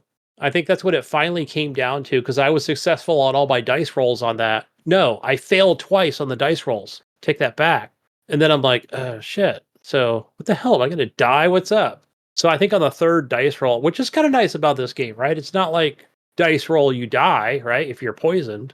Like, it gave me more dialogue, more options. And then it was like, he's like, fine, take the poison and the antidote. But, now you need to go find this guy and, help this person out for, whatever the next quest might have been. So, yeah. So I'm like, all right, well, came here for one thing, to get this tadpole out of my brain. But fuck, that didn't work out. So that was always a scary ass moment. And yeah, so good though. Just exploring everything in each room. And yeah, look forward to playing a ton more of this game. So, but yeah, so I did buy Armored Core 6, guys, Armored Core 6 Rubicon over on the Xbox. I thought, looks fun, looks like a great action game. And I love action games, From Software, they make Dark Souls and Elden Ring and stuff like that, right? But it shouldn't be too hardcore or anything. The reviews look good, like, yeah, you should play it, and it's good, and it's fun, and it's got guns and missiles and fuck yeah, So I get in the game, guys, and I first day I picked it up, and I'm like, all right, you go in, you fight some smaller enemies, and it's a pretty large area, and it's like, all right, cool, and then you get to we're talking like 10 minutes into the game, you get to this Apache helicopter fucking boss fight that comes in, and of course he wrecks me or whatever. I'm like, tried it again. All right, he's throwing down again. We're talking like a fucking epic boss here. I mean, that's my opinion, right? And there is no difficulty scaler on this game, right? It's a From Software game. Keep that in mind. And it's like I get wrecked, and then I left for I think a couple days, and then today I'm like, oh, let me just get in there. I'll watch some videos on how to do it. Oh, well, you're supposed to melee the enemy as well, so you can't just like shoot it with your weapons and your missiles. I'm like, all right, cool. So, but none of that shit happened the way it shows on the videos, Mayo. Of course not. No, fuck no. And then, and of course it's got like, I think, what do you call it? Where it's like more of a, where it automatically tracks the enemy. About like you like we lock onto them or what? Yeah, like a lock on, right? And I think it's like right bumper on the Xbox controller it will be like a hard lock or a lighter lock or something like that. But I think you can change it like in the menu options or whatever. Because what happens is, like, let's say you're locked on, but you need to evade, right?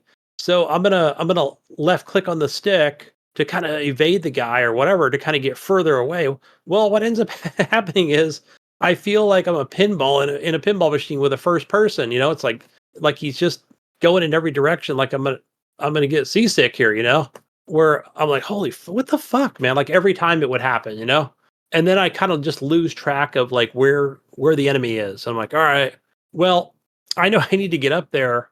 Like the video was telling me, between shooting it and fucking and missiles or whatever, you got to get up close to it. So of course that's going to take you've got a cooldown, right, on your boosters. Well, of course, every time I would even try and go up there, it's like, well, now I'm going to move left because that's where I'm going, and then I run out of boosters. So I'd only manage them to hit him like every other time with my like it's more of just like a melee, right? Which apparently does a ton of damage because that's what the game wants you to do. Which I didn't. I'm looking at the boss's meter. I'm like, what the fuck, man? It's like I can only get it halfway down. But even after like I swear, Mayo, probably 25 times, I'm ready to throw the controller out the fucking door. I'm like, fuck this game. This is stupid. I immediately just went in and to Microsoft.com. I'm like, give me my damn money back. Refund this shit. Game is garbage. I was pissed. What is Microsoft's refund policy? Is it I like don't know. Steam where I you have like barely 2 hours or something like No, that? I think Or it's like 30 days or something like that. I think you've oh, got really? 30 days. But I think the last time I did it was probably several years ago. It's been that long. So, but I noticed like what was in there? Some recent purchases that I made like within the last like I feel like like maybe earlier this month, beginning of the month. I'm like, well, yeah, I don't want to fucking refund those. Those are good games. So just the one piece of shit game. Get rid of it. I don't want it. This is stupid. Oh yeah, I got my refund back real quick. No, fuck no. If you're gonna come at me 10 minutes into the game, be like, epic boss time. Because it is a From Software game. I get it. I understand it. I played Elden Ring. Love that Epic game. boss time, bro.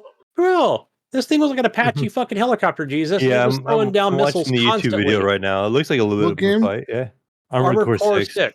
You can YouTube the first boss fight. Yeah, and then I was like, let me do that. And I get it, Mayo. If you watch the video, okay. So for example, there are like Bro, you're in structures a like mech. yeah, so you're like you can hide behind a structure, especially when he throws the heavy missiles at you. And like you can even hear it, right? There's even an audio cue of when he'll release them. And so then I couldn't quite like maybe get directly behind like the biggest structure. Well, of course, what are his missiles, Mayo? If yours are guided missiles, what do you think his are? Guided missiles, right? So of course I couldn't fucking evade every single one of them, right? They're still doing a little damage to my peon little fucking mech, right? Which is like you're at the beginning of the game, so I'm like, this is bullshit. So yeah, I don't know. I tried all different strategies. Like maybe I'll just stay around the taller structure, right? So that he can't get over it or something. But eventually, like of course he's going to come flying over you, and maybe one of those guided missiles is going to get you. He's hard to track. You can't just like get behind, and then it's like, where is he? Where did he go? Like, did he go behind me already? And then before you know it, well, yeah, he's behind you or to your left, and it'll show like which way the gunfire's coming from. And yeah, any little damage, man, like you only get like 3 heals, and that's it.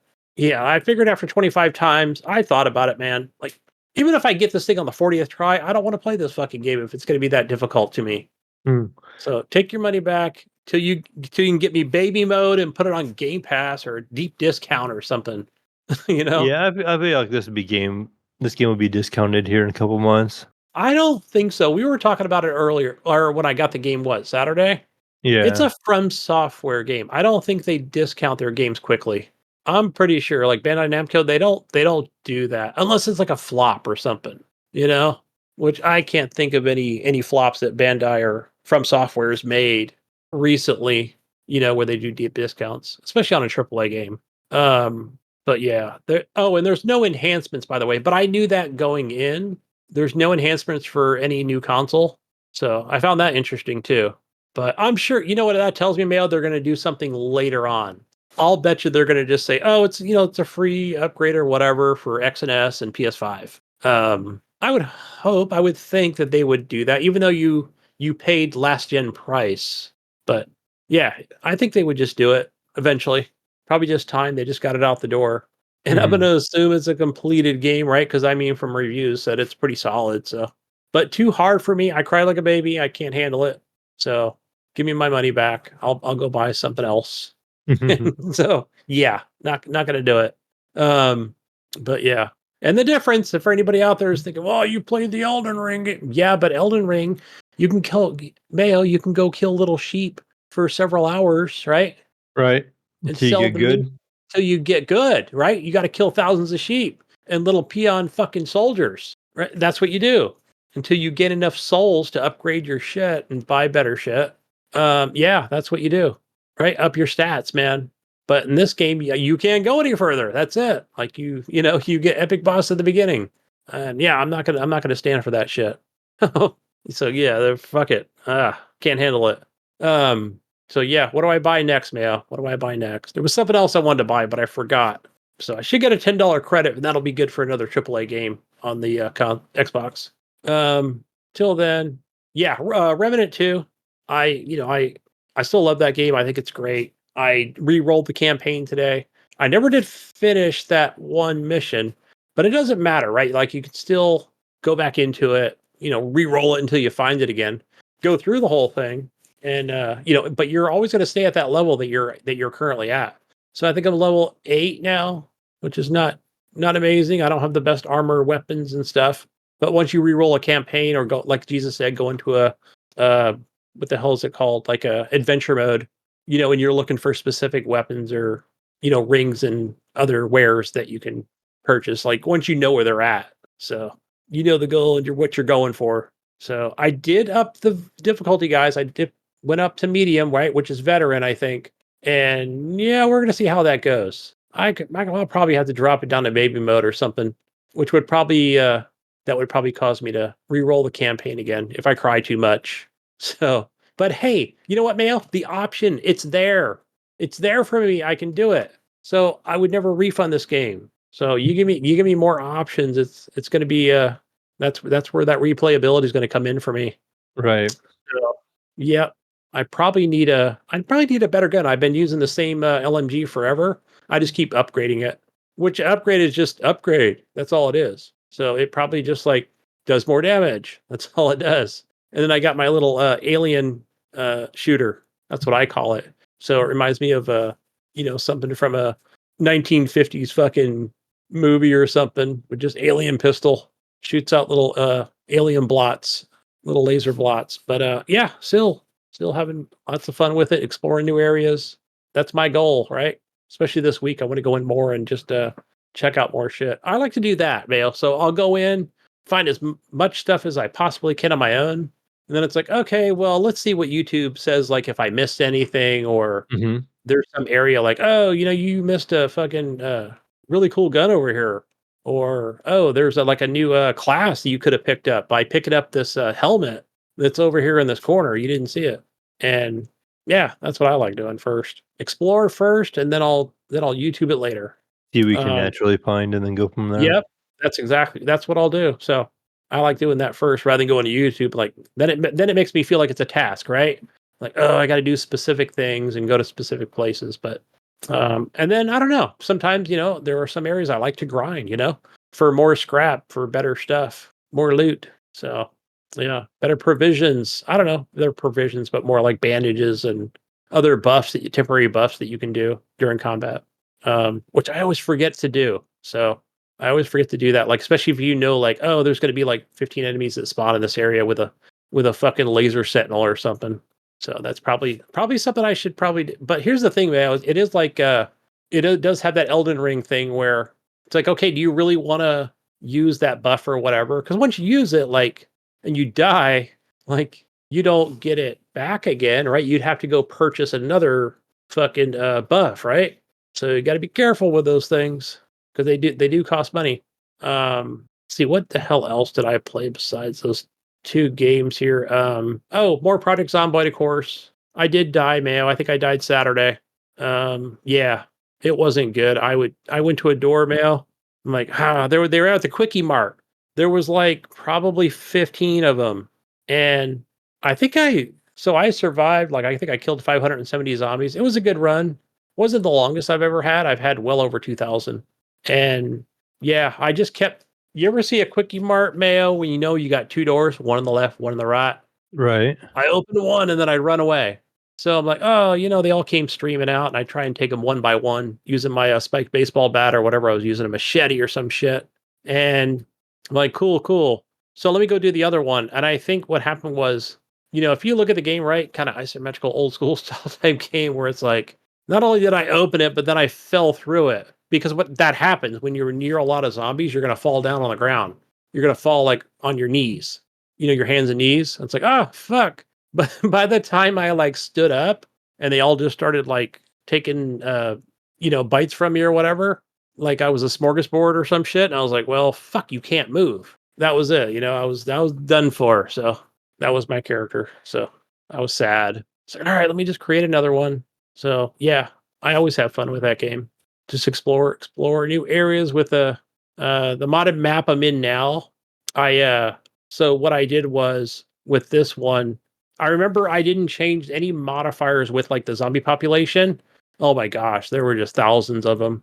But this time I put the zombie pop at a lower level, so at least it's more manageable. I feel like I got that right, but I think I need to go in and probably lower my XP because I think everything's kind of leveling up a little too fast. So I'm just kind of playing with that sandbox, that mode.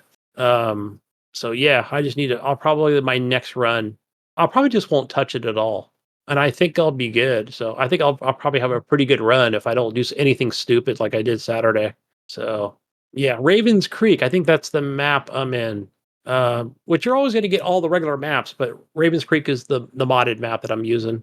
And I always just, with that game, it's more of my fun game, man. Or I just say, yeah, like spawn chances for like all your guns and ammo, fucking 100%. Right. I don't always choose like vehicles to always have keys in them, or no, they don't. There is no option for that, but it's more of a chance, right? There's rolls and then there's chances. Sometimes I'll set them to 50 because they're usually like all defaulted at like 10% or extremely rare, Or I'm like, okay, I'm Gunny. I need baby mode, so can we go from extremely rare to kind of most likely? There's that option, right?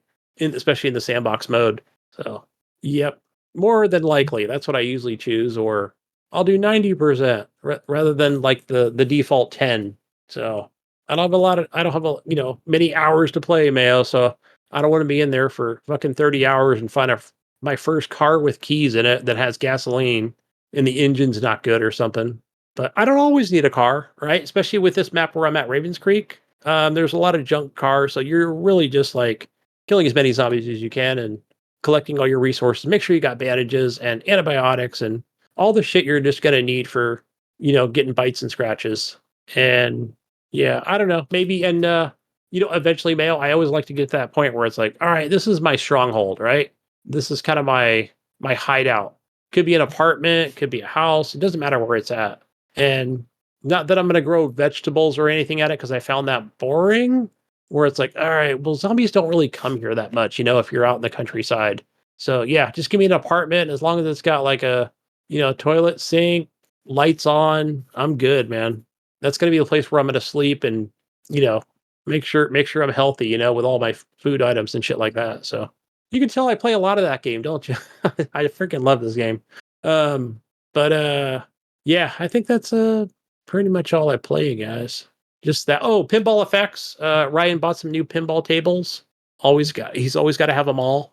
The new Star Trek table, I did see that came out. So that's Star Trek: The Next Generation, Captain Picard, and it's a cool table. I like how it's got like these. The only thing I would say, like, it's got these two turrets on the left and the right, not where the bumpers are or anything, but more where like, the right fucking where the ball sinks down on the right, left and right. Where it's hard to tell, like, if I need to nudge the table, where that ball's going to land at. So, yeah, because if it gets too far to the right, it's gonna drain right, where it's like it's hard to tell with the turret in the way. I feel so. Maybe make those turrets a little bit smaller, I would say. And basically, the turrets are like when you first start a game, like it's either going to go to the left or right turret, and then you can shoot the ball to wherever you want that ball to go. So even if it's like to the far right, like, which nobody would actually do that, but yeah, but that table's fun. It's good. And Godzilla, there's like 3 tables, and I think they're all pretty good. I think the third one that's like on the list was probably my least likely favorite. Yeah, I don't think it looked that great and didn't play super well. So, but the first 2 are really good. Yeah, I think the third one was like, even though like I got a pretty decent score on it, but it was more like Godzilla with like some sci-fi stuff in it. I don't know, it was weird table. And the last one was that World War Z table. That's a lot of fun, Jesus. It's actually from the video game, so it's got all the characters in it. And I think that one like looks visually the best and the one I played the most of so far. So yeah, World War Z, good pinball FX table over on Xbox. But yeah, play them everywhere, man.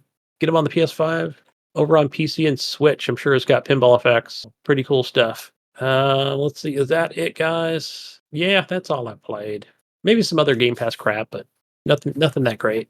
All right. I'm Nice. done. I'm done. What time is it, Jesus? All right. Well, it's news time. Beep, Let's beep, get beep, into beep, some beep, beep, news, beep, beep, gentlemen. beep, beep. News time. Fucking news. Baldur's Gate 3 news, Mayo. Big news here. Really big news. So, Svev Vinker, the founder and CEO of Valerian Studios, the makers of Baldur's Gate 3, have announced on Twitter that a solution has been found and that would allow the game to be released later this year on the Xbox Series X and Series S. So he tweeted that, super happy to confirm that after meeting with Phil Spencer yesterday, we found a solution that allows us to bring Baldur's Gate 3 to Xbox players this year still. All improvements will be present, including split-screen co-op on Series X. The Xbox Series S will not support split-screen co-op, but it will support the cross-save progression between Steam and the Xbox Series. Says here, Larian had difficulties becoming a split-screen co-op to function at a level that it was satisfied with on the less powerful Series S. A few weeks ago, Larian's director of publishing, Michael Dowse, tweeted that the game appeared unlikely to come to Xbox this year due to Microsoft's apparent belief that full feature parity between the Xbox Series X and Series S versions was required. So there's that. But that changed, Mayo. That changed. Yeah. How did it change? Well, it changed No, because it's because it allowed me. it's allowing them to launch the game this year. That's huge for Xbox. Like Yeah, I 'cause they said, needed it. the game of the year, just about right now, right? The one contender right now, the champ right now, it's out there, swinging its big dick around. Yep. And you know who wasn't going to get part of that? Xbox. They weren't going to get shit. They were going to be screwed. PlayStation was going to have it. PCs all enjoying it. And the Xbox players were going to get screwed out of it. But now the Xbox players get to enjoy it as well. Gunny, are you excited for the Xbox players? I am. I do see an issue though. I do see an issue. I don't know. I could be talking out my butt here on this one, but you know when they talk about the feature parity, right? Where the X and the S, and we've seen it with the S, where Halo Infinite can't run on split screen, or what else? There was something else like it wouldn't. Like I guess the S just doesn't like split screen for some reason. But there was one other game is what it was, but I can't think of what it is. But yeah, I think about like, well, it's basically like I don't know. I'm thinking like, you're paying the same amount for the game, but you're getting a feature missing. Me personally, I don't know. If I was like, I had the S, right? But if somebody got something on the X or whatever, I'd be like, yeah, that's cool. Maybe I should buy an X or whatever. But I definitely see like lawsuits in the future, Not that Microsoft can't afford it or anything, but it's like, I definitely see them getting into some trouble with Well, this, how can they get in trouble for it though? I mean, they want to make it the same, but I don't think it's like a legal thing somebody could take against them. You don't think so? I don't know. I think there would be, right? I'm sure somebody's going to be like, hey, wait a minute. I'm an S owner. I don't know. But it's supposed to be an S and X thing, but yet X got something I didn't, like a feature, of a game. Am I really reaching on that for some? I don't know. I feel like not that I would join the lawsuit or anything, but I just feel like, well, man, that wouldn't be good for Microsoft, Like image wise, I really don't care because, well, fuck, if you want the feature, buy an X. But I don't know. But if you're paying the same price for the game, but you're getting something less. Jesus, you're muted over there. If you're trying to chime in. But you're not paying the same price for the console though. You're paying Right. significantly less for the console. So you're paying almost half the price of the console that the other person paid. Of course you're gonna get less. If you go buy a car, say Mayo bought a Camaro, right? And then I go buy the best Camaro that I could buy, my car might have more features than Mayo's Camaro. Yeah. Just for the simple fact that I bought the really, really expensive one, and he might not have, right? Is Mayo going to go and sue Camaro because my car does something his doesn't? Well, I guess you could look at it like there would be a good example. Like, okay, so Jesus, there's a radio you both bought for your Camaros, right? Okay. But so far I get you. You bought the Hobo Camaro, but Mayo's Camaro comes with FM and AM radio and sire whatever FXM or whatever, but yours doesn't. Yours only comes with AM. I don't know, right? Where I can see like somebody going in there and going, well, that's not right. How much? But did Mayo pay more for his radio, and did I pay half the price? No, but let's say you paid the same amount for the radio, right? You paid less for the car, but you're paying the same amount for the radio. You know what I mean? Not necessarily, because usually the radio is an option, and then you pay for that option. Yeah, right. I don't know. I just don't see going forward. You know, like I don't see. Okay, what about graphics? Okay, you get better graphics on the X. You know, you may not get them as good as graphics on the S. You know, like is that going to be a complaint down the road? 1080p. You get 1080p super sampled on the S. And you get 4K on the X. Yeah, I want to get true 4K on my S, and I can't. People want to play Starfield in 4K 60 on the S. Yeah, but if I'm missing a feature, right? I would say, okay, fine. Is that not a feature? $59. So you're saying that graphics and resolution aren't a feature then? No. I'm thinking. Well, again, we're talking specifically about split screen. Okay, but you're considering split screen a feature, but is graphics not a feature? Why are we nitpicking on the split screen but not on the graphics or resolution? I would say because or even the performance. Right, because I paid less, I'm going to get less. Right, I'm going to get less graphics, but if I have to pay or less the same features. exact amount, again, we're paying the same exact amount. Less features. Or the game. No, you're not. Okay, Mal. Baldur's Gate is going to be $69, right? $69 on S, $69 on X. No, listen. All right. You and Ryan. Say Ryan didn't have the X. Say Ryan was a hobo and he had the S. And you have the X. And you bought Starfield. On your X, you're getting 4K 30.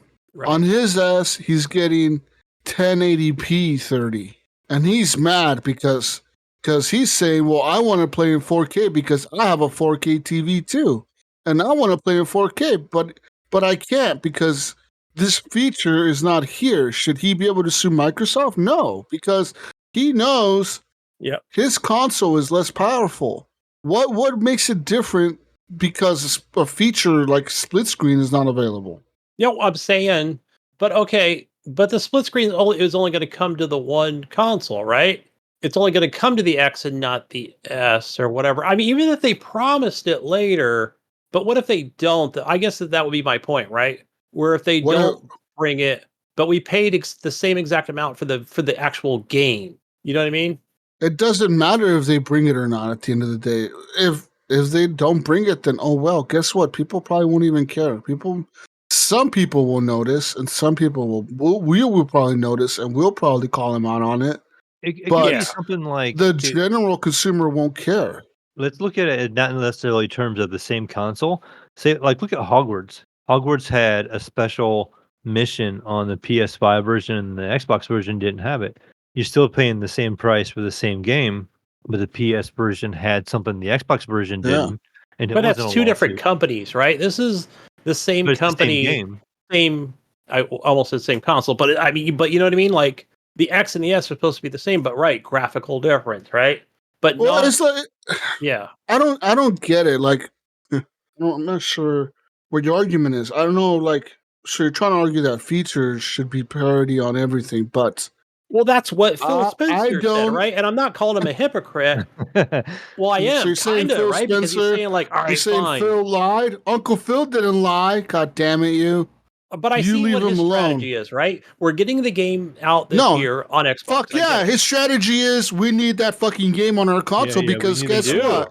Yeah, everyone is talking about this fucking game. We need this on our console. Of course, that's the strategy. And their weakest console is holding it back, from being released. If they didn't have the S at all, this wouldn't even be a conversation. The game would be launched in September 6th on the X.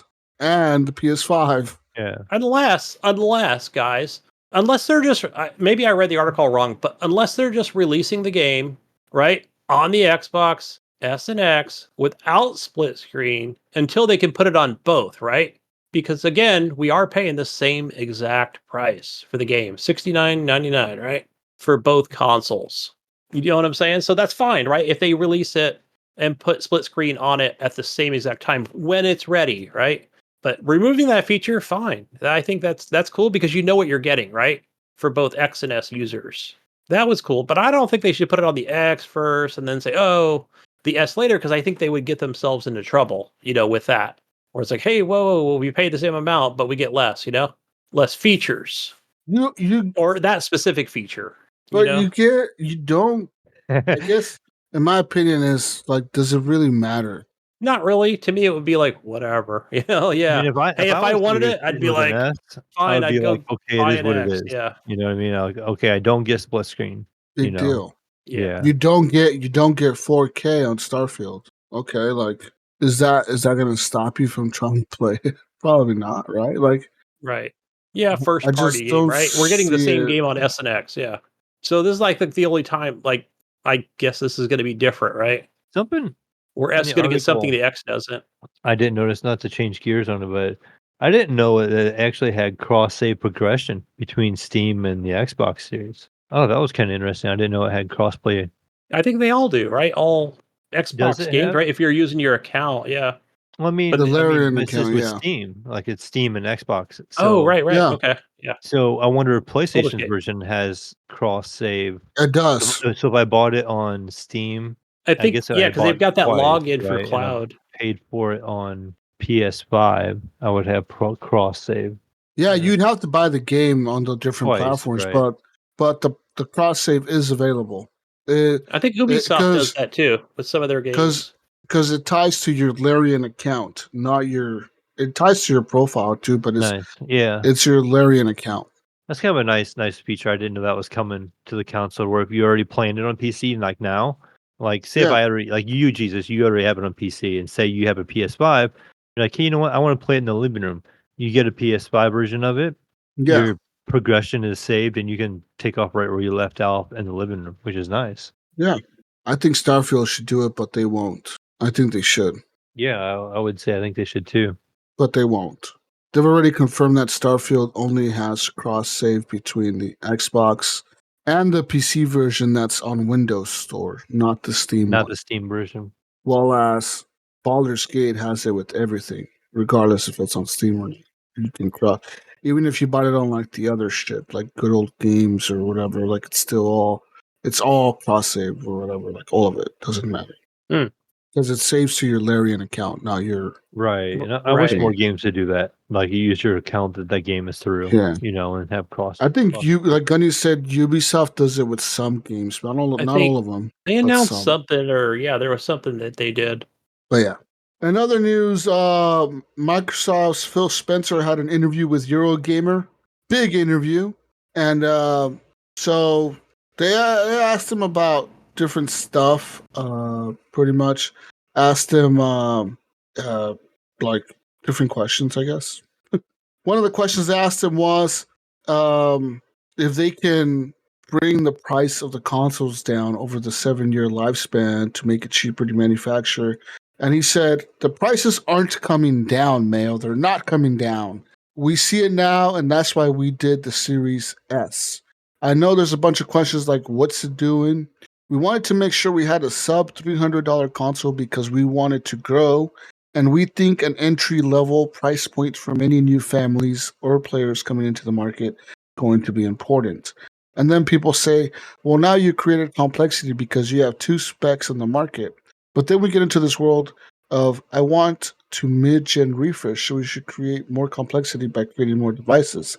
For us, thinking about where our hardware is going and reaching more customers, price point is important, but you're not going to be able to start with a console that's $500 thinking it's going to get you $200. That won't happen because the core components that you use, so you can't buy them anymore as hardware makers because nobody's making that kind of RAM or other components. It's not the way it used to be back in the day, Mayo, where you could take a spec and then write it out over 10 years and write the price points down. It's why you see the console pricing continue to be relevantly flat. So he's saying console prices ain't coming down, man. All right, Mel, just get used to it. It's going to be $500 forever. Okay, maybe there'll be price increase. How about that, motherfucker? Yeah, you want price that? increase. Yeah, we've seen that actually, haven't we? Yeah, We've seen that around the world Yeah. where they actually went up in price. We're making the thing more expensive. You guys wanted price decreases? Guess what? We listened and we made them more expensive now. Congratulations. So keep complaining, see what happens next. Yeah. We went the other direction. Yeah. Fuck. What you could probably get, like we've seen them now, like if you're on the Twitters and then the Facebooks and stuff, where probably get a good, an Xbox S for $250 and a X for $450, right? $50 off. I've seen them different deals more often now. So I don't know. PlayStation's doing the same thing, but you just got to wait for those deals to come in. Yeah. Right. Get $50 off, or your favorite retailer. Make sure you follow that daily, weekly. In other news, he was asked, like, how do you bring big games like Starfield or Spider-Man to mobile devices like the Steam Deck and the Asus ROG Ally and stuff like that? And he said you stream it. He says that they've looked at the thing, and they're like, the easiest way to do it is to just stream the game.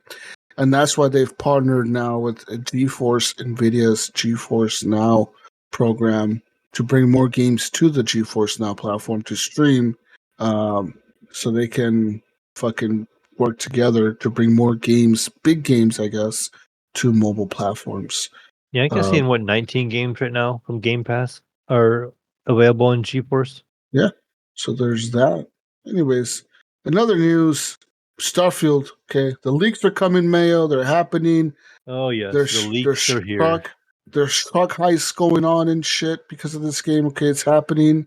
Okay, and let me tell you something that happened. A man who gained notoriety for leaking 45 minutes, Gunny, of Starfield has now been arrested for handling stolen goods. So, the Reddit community of Starfield, 29-year-old Darren Harris was processed by the Shelby County, Tennessee Sheriff's Office on August 24th. Harris was charged with theft of property valued between $2,500 and $10,000, theft of property valued at $1,000 or less, and for possession of marijuana. That's funny. That's funny because where's he at? What state? Tennessee. Oh, it is illegal there. Yeah. Sorry, Tennessee. Sorry, Tennessee. All marijuanas. No marijuanas for you. We got all the marijuanas over here. We're gonna give him 50 years for the marijuana and probation for the theft. Yeah. 3 months. 3 months probation for the theft of Starfield and 10 years for the marijuana charge. Yeah. Harris has been spotted uploading listings for numerous copies of Starfield, Mayo, including its premium Constellation Edition, on the Japanese e-commerce platform Mercari prior to his arrest. Despite the charges, much of Harris's leaked footage remains online, so if you're keen to avoid Starfield-related spoilers, do tread carefully when making your way around the internet, especially on sites such as X, which used to be YouTube. Or it used to be Twitter and YouTube. So, anyways, this guy, I think what happened was he worked at a retail store. So I think he was working like at some big retailer store. And obviously the retail stores probably already have the copies in stock, right? Like they have it shipped to the store. This fucker just stole probably the copies. Target warehouse or. Yeah, he worked somewhere. Well, anyways, he stole all this shit. He stole like the big Constellation editions. Damn. He stole like a bunch of copies of the game. And then he went home and started playing it. Then he started talking about it and bragging about playing it. And then Bethesda found out about it. So Bethesda was like, what the fuck? So Bethesda tried to find out where this fucker was working. And they contacted the company that he worked for. And the company that he worked for did an investigation to look at their inventory of what they had received. and they had found out, oh shit, we are missing a bunch of copies of Starfield. Well, with that being said, the police had enough to do a search warrant on the dude's house because he was posting stuff online. And when they served the search warrant, they found copies of Starfield. They found boxes of the Constellation Edition. They also found copies of Starfield like in packaging, ready to ship out. Like somebody had bought them, from him, and he was going to ship them out. Yeah. And then they also I wonder how found much he was charging. They also found some guns and the marijuana, of course. The guns might have been registered to him or not. Nobody knows, but they also found the marijuana. It's in the Bible Belt. Guns are legal. They love them guns down there. But no marijuanas for you. You can have all the guns, but no marijuanas. Oh, I don't know about you, Jesus, but I haven't. So I've heard about this right through podcasts, and I've heard like there's been talk of the leaks on X, but I have not. So nobody I think nobody's foolish. I don't know about foolish enough, but so I don't follow anybody too crazy, but mostly all my stuff's gaming on there, and I haven't seen any gameplay. Just gameplay talked about, and I guess it was like a really crummy version from his phone. Mm. So yeah, they said even like the gameplay is like not the greatest from a phone. So I'm like, what's he using? Like iPhone 4? What's going on here? Fucking old ass Android? What's happening? But yeah, I haven't seen it. Like whatever. I don't want to see that shit. I'm good. But I guess if I run across a spoiler, I will. We're all gonna hear it. Well, I've already read into a bunch of spoilers about it. There's like a whole Reddit thread of spoilers. Stay away from Reddit, Jesus. Stay out of there. Until the game comes out, damn it. I read a bunch of them already. I read a bunch about the exploration, the planet exploration, and I guess one of the big things on it was that like all the planets are explorable, but not all of them have like interesting shit in them. You know what I mean? So like, of course, there's like the main planets, right? Like Mars, Earth, whatever, and those have like each of them have like big cities you can land in. But then you can also choose to land anywhere else on the planet. So you can choose to land like in a random spot. And when you create that landing zone, it kind of creates like a zone that you can walk around in, but it's like it's like a defined zone. Like you can reach the edge of it and they won't let you go past the edge of it.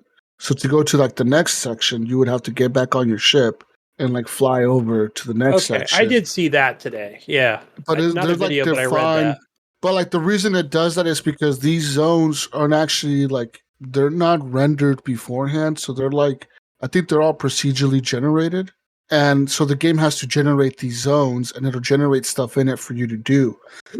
And then but the big zones, like the big cities, those are all pre-rendered. Those are already there, right? But like all the little shit that you go explore, all that stuff's like procedurally generated or whatever. So that's why you have to do it that way. And apparently, like when you land on different little planets or like asteroids or whatever the hell you land on, like a lot of it is procedurally generated. So it's just like resources. Like you don't have to land there, but you can land there to get like more resources of a certain kind. You know what I mean? And that's kind of how I figured the game would be, anyways. Just like you couldn't have all these planets to land on and have something interesting on all of them. It would take so long. Yeah, you know what I mean? It would be so hard to make content for like all that. Can you imagine like trying to make a storyline or like a little side quest on each and every of all these planets that they have? Like if there's something to run into, it'd be a long time coming. Yeah, I mean, it doesn't surprise me at least, but I figured there'd be like planets you would pretty much go on and mine resources, and you'd have planets that had your main missions. Right. Yeah, so I'm curious how that's going to play out with, like you talked about the mining operations and things like that, where they basically said like, hey, it's not going to be like a sleep event, right? Where like you leave the game physically and come back 2 days later, things are going to be completed. No, it has to be in-game time. You have to be playing the game. Yeah. So it's not a big grind fight for things. So that's cool. Yeah. It's not that kind of game. I like it. What's a single player? I don't know. We're never understood. Yeah, I was going to point that out too, right? It's not like a 4-player, open world MMO. So yeah, it doesn't really matter. I'm gonna be all up in that shit. Anyways, In other news, AMD has now denied blocking Bethesda from adding DLSS to Starfield. As AMD unveiled 2 new graphics cards to round out the RDNA 3 lineup, it also tried to clarify some recent controversy regarding its agreements with game developers, as the company unveils a hardware bundle for Starfield. The details on whether it would support NVIDIA DLSS remain unclear. On Friday, AMD Chief Architect of Gaming Solutions Frank Azor said that if Bethesda wanted to implement rival NVIDIA's DLSS upscaling tech in its upcoming RPG Starfield, AMD would not stand in the way. If they want to do DLSS, they have AMD's full support, Azor told Verge, adding that nothing is blocking Bethesda from adding DLSS. The recent comments address the rising suspicions that Team Red prevents DLSS from appearing in most games for which it signs marketing agreements. Despite this, the game likely won't officially support the feature at launch. Lists comparing game sponsorship deals with 2 other companies show that most of the major NVIDIA-sponsored titles support AMD's FSR tech. In contrast, far fewer Team Red games include Team Green's upscaling solution. AMD's prior hesitance to clarify the situation didn't help, and the company still couldn't reveal all of the details of its contract this week. Azure admitted that this agreement involves money in exchange for technical support, and that AMD expects their partners to prioritize their tech over the competitor's tech, but stressed that it doesn't forbid the companies to use DLSS. So, a few past cases support his assertion. Sony's recent PC conversions include both upscaling tools, regardless of sponsor, and Microsoft's Deathloop added DLSS in a post-launch update despite the AMD partnership. Unfortunately, current data mining shows no signs of DLSS or Intel's XESS in Starfield, but the game will support FSR2 at launch. Azor suggested that Bethesda might have focused on FSR2 for Starfield because the Xbox console and all recent PC graphics cards can access the tech, while DLSS requires you to have an NVIDIA GPU from the GeForce RTX 2000 series or later. Despite FSR's broader compatibility range, comparisons usually give DLSS the edge regarding their image quality.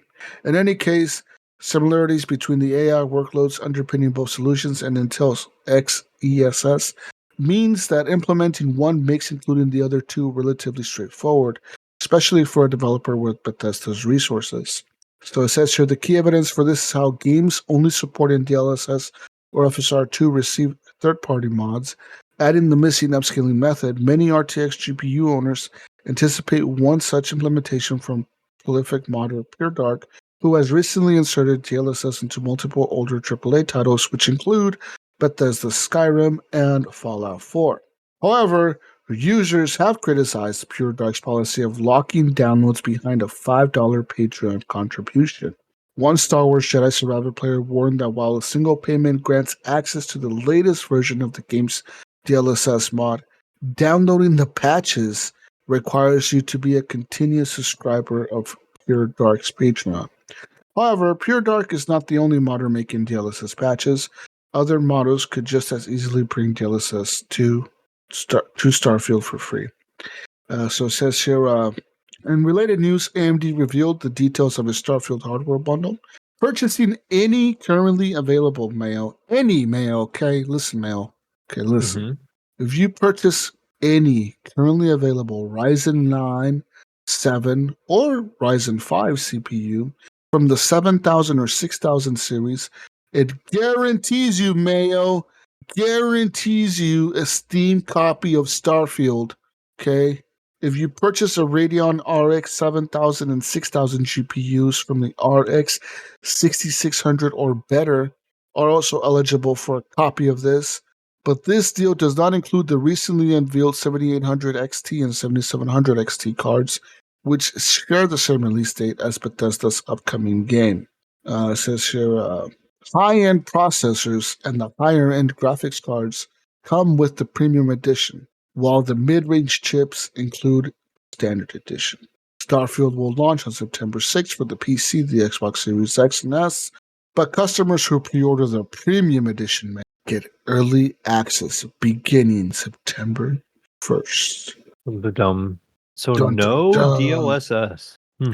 That is weird, and that's something that we have noticed in other games. Like we've mentioned that before. I think And the Star Wars, you were complaining about Star that. Wars. I remember Star Wars didn't have it. Yeah.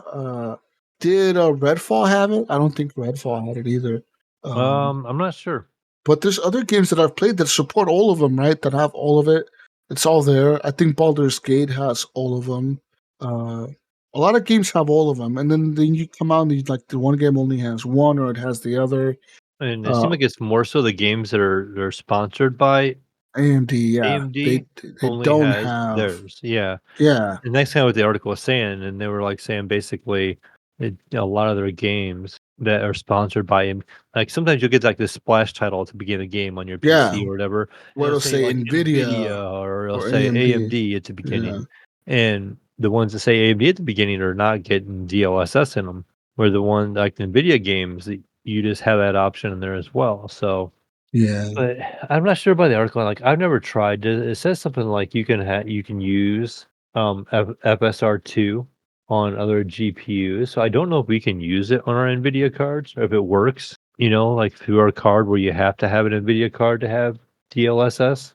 Yes, FSR works with any AMD card, I've never any tried it. Nvidia card, or any Intel card, as long as they support any FSR or Direct X11 and Direct X12, which your cards, mine and yours do, of course. Yeah. Most people's, I mean, Gunny's card even supports that shit. So, yeah, I mean, so yeah, it, Just DLSS is so nice to have for performance. It's like it and the helps it so article much. I seen a different article and it was saying basically that I don't know the numbers of the head, but this article, if it was true, it was saying that like 88% of the gamers are NVIDIA on PC. So like for it to not have DLSS, it's pretty much keeping 88% of the people out from having DLSS where they have to use FSR. So it's unfortunate. It's something that I like to see in games. I wish Star Wars would have it in as well. It should just be pretty much in every game. I think no matter what game it is, or is it a Bethesda thing where they didn't put it in because AMD is saying like, oh yeah, we don't prevent you from putting it in their game. So is it AMD or Bethesda's choice to not put that in there? Do you think they would have developed it for it? Maybe Yeah, I since don't they have know. that kind of technology because they work, AMD works with them on their consoles. Maybe they just didn't want to mess with DLSS. I don't know. I don't know how much work it is, but you think you'd want to put that little bit of work into it, and especially a big company like Bethesda. You think a AAA title would They have would know, both. right? Like, hey man, most gamers have DLSS. Yeah, Most gamers have that would be NVIDIA like, cards. if this was like an indie company, I could see it. Yeah, I'd be like, okay, you know what? You don't have the resource, but Bethesda of all people, they should have with support. Microsoft backing them, Microsoft, the PC maker of the world, the software maker of the world, right? Right. Like they know the stats. They know they can track people's computers. They can see what hardware is in them. You know. So yeah, so to me, it almost feels like a Bethesda thing where they just didn't want to do it. But why don't they? Because like you said, they have the Uh, people. They have them. They don't. They got paid a lot of money by AMD, probably not to. Well, And they're AMD is just, denying it, but that's and probably AMD's out there denying it. But I probably think that would have been the thing, right? Like they just got paid a lot of money not to. yeah. Because like Don't I do said, it. How much money do we have to pay you to not do it, Mayo? And they said this much, and they said, okay, deal. yeah, Like, and I get it, right? I guess AMD's thing is, well, if it all works on everything, why should they even use DLSS? Why waste the resources trying to make it work with it? Well, because people prefer DLSS. right. At least the people in the Bethesda when they're making the game, they should have been like, okay, we should probably implement that feature for PC gamers. That'd be like leaving something out Yeah. for the vast majority. That new GPU by AMD that has the Starfield branding on it looks pretty cool actually. Oh yeah, isn't it like only for like for giveaway or something though? I Like you don't know. can't buy it, I don't think. I think it's only for giveaway. Hmm. But it does look pretty cool. But what's kind of interesting too is like you see games coming out, right, Jesus? So the new Cyberpunk, Yeah. it is going to have DLSS 3.5. 3. Yeah, the new one. It's a 3.5, and so is the new Alan Wake game. Yep. So it's just weird. You think something like Starfield that big would want to put DLSS in there? I don't know. It just seems weird to me. That's that new Cyberpunk shit has me hyped as fuck to replay that game. I don't know if I want to replay it or just like Yeah, I don't see know. it means like there was a news article I came across the other day, I think just kind of glancing over the internet. And it said something about it was going to change your V character. Like I didn't know if it would like change your save file or there's something that's going to happen to V. Like so No, it made it no. completely different and it said something about your save file would be different or Pretty much what the game will be like a new game. They're saying pretty much CD Project Red is saying that this is like Cyberpunk 2, they said. They said think of it as Cyberpunk 2. Think of it as like a revamped entire kind of most of the game has been revamped. In terms of the perk system, the whole perk system has been revamped, Mail. So it's now like I think it's more of a unified perk system instead of like a divided one where it has 3 different divisions. Now it's like all one thing. And now your like armor stats and your health and all that isn't based on what you're wearing, like the stupid basketball shorts that you wore. It's based on the enhancements you make to the body of V. So like if you take V to the edge runner guy and you tell him I want to upgrade my arms or add armor to this, to my brain, or add armor to my chest, they actually implant it inside of V or whatever. And also the DLC is a standalone thing, they said. I was gonna say So the because what's DLC gonna happen to your V then going into it? Say you have a save file and you add it to it. I can see why it's standalone then. Yeah, the DLC is standalone. So like you can the DLC is a section of the map that you go to, and they said there's like a whole cutscene and like a whole thing that shows you like going into the place, and you have to get into Dogtown, and then once you're in Dogtown, you'll have like the ability to go back and forth between Night City and Dogtown at any time, right? But Dogtown is supposed to be like another part of Night City, kind of that's not controlled by like the city. Is controlled by this one dude, and this guy runs like the whole city of Dogtown. So Dogtown is like a city within a city, kind of like the slums or something. But this guy runs them, and there's no, like It's the apparently like mob. The in mob runs that Dogtown, side of town. but in Dogtown the cops are not allowed. So there's no cops in Dogtown, but there's mercenaries that the dude has that patrol Dogtown. So they're like cops, but they're his cops, and so there's that, and then also they said that now like there's going to be vehicle combat, so you can add guns to your cars and like have different hacking abilities from your car. You can even like have it to where your car can drive itself, and you can shoot out the window and shit. And there's also like abilities to like where you can jump off a motorcycle and do like a ground pound, and that'll like send a shockwave around you, and that'll like knock everybody back when you land or whatever. There's also apparently now like people will react to your crimes. So like if you commit a crime in the city, people will try to call the cops, and then the cops will respond appropriately. With the thing getting higher and higher, the more you resist arrest or whatever, it'll keep getting more stars or more wanted level, and to a point where max tac will get deployed to come and get you. Like the big cop guys, they'll come in with their shit and they'll come and arrest your ass or try Do to they kill you. kill you and take your money, deduct some money Yeah. out of your bank account? Yeah, max tac will come after your ass. But apparently you can also kill the max tac guys and take their shit. So that might be kind of cool. That's cool, right? And then just waiting for your one level to cool down, and you still got Yeah. all their cool shit. I like it. Yeah. And there's a whole lot of changes to this Cyberpunk coming, man. Like a lot, man. They really are saying like this is pretty big. They're adding new clothes. They're also adding transmogs to the clothes. So like say you like a certain outfit you're wearing and you want to just Keep it. keep it. You can do that. New enemy types. There's a new radio station. So yeah. So apparently the point of the story is the president of the United States or the new United States of America somehow he gets kidnapped because his plane is flying over Dogtown.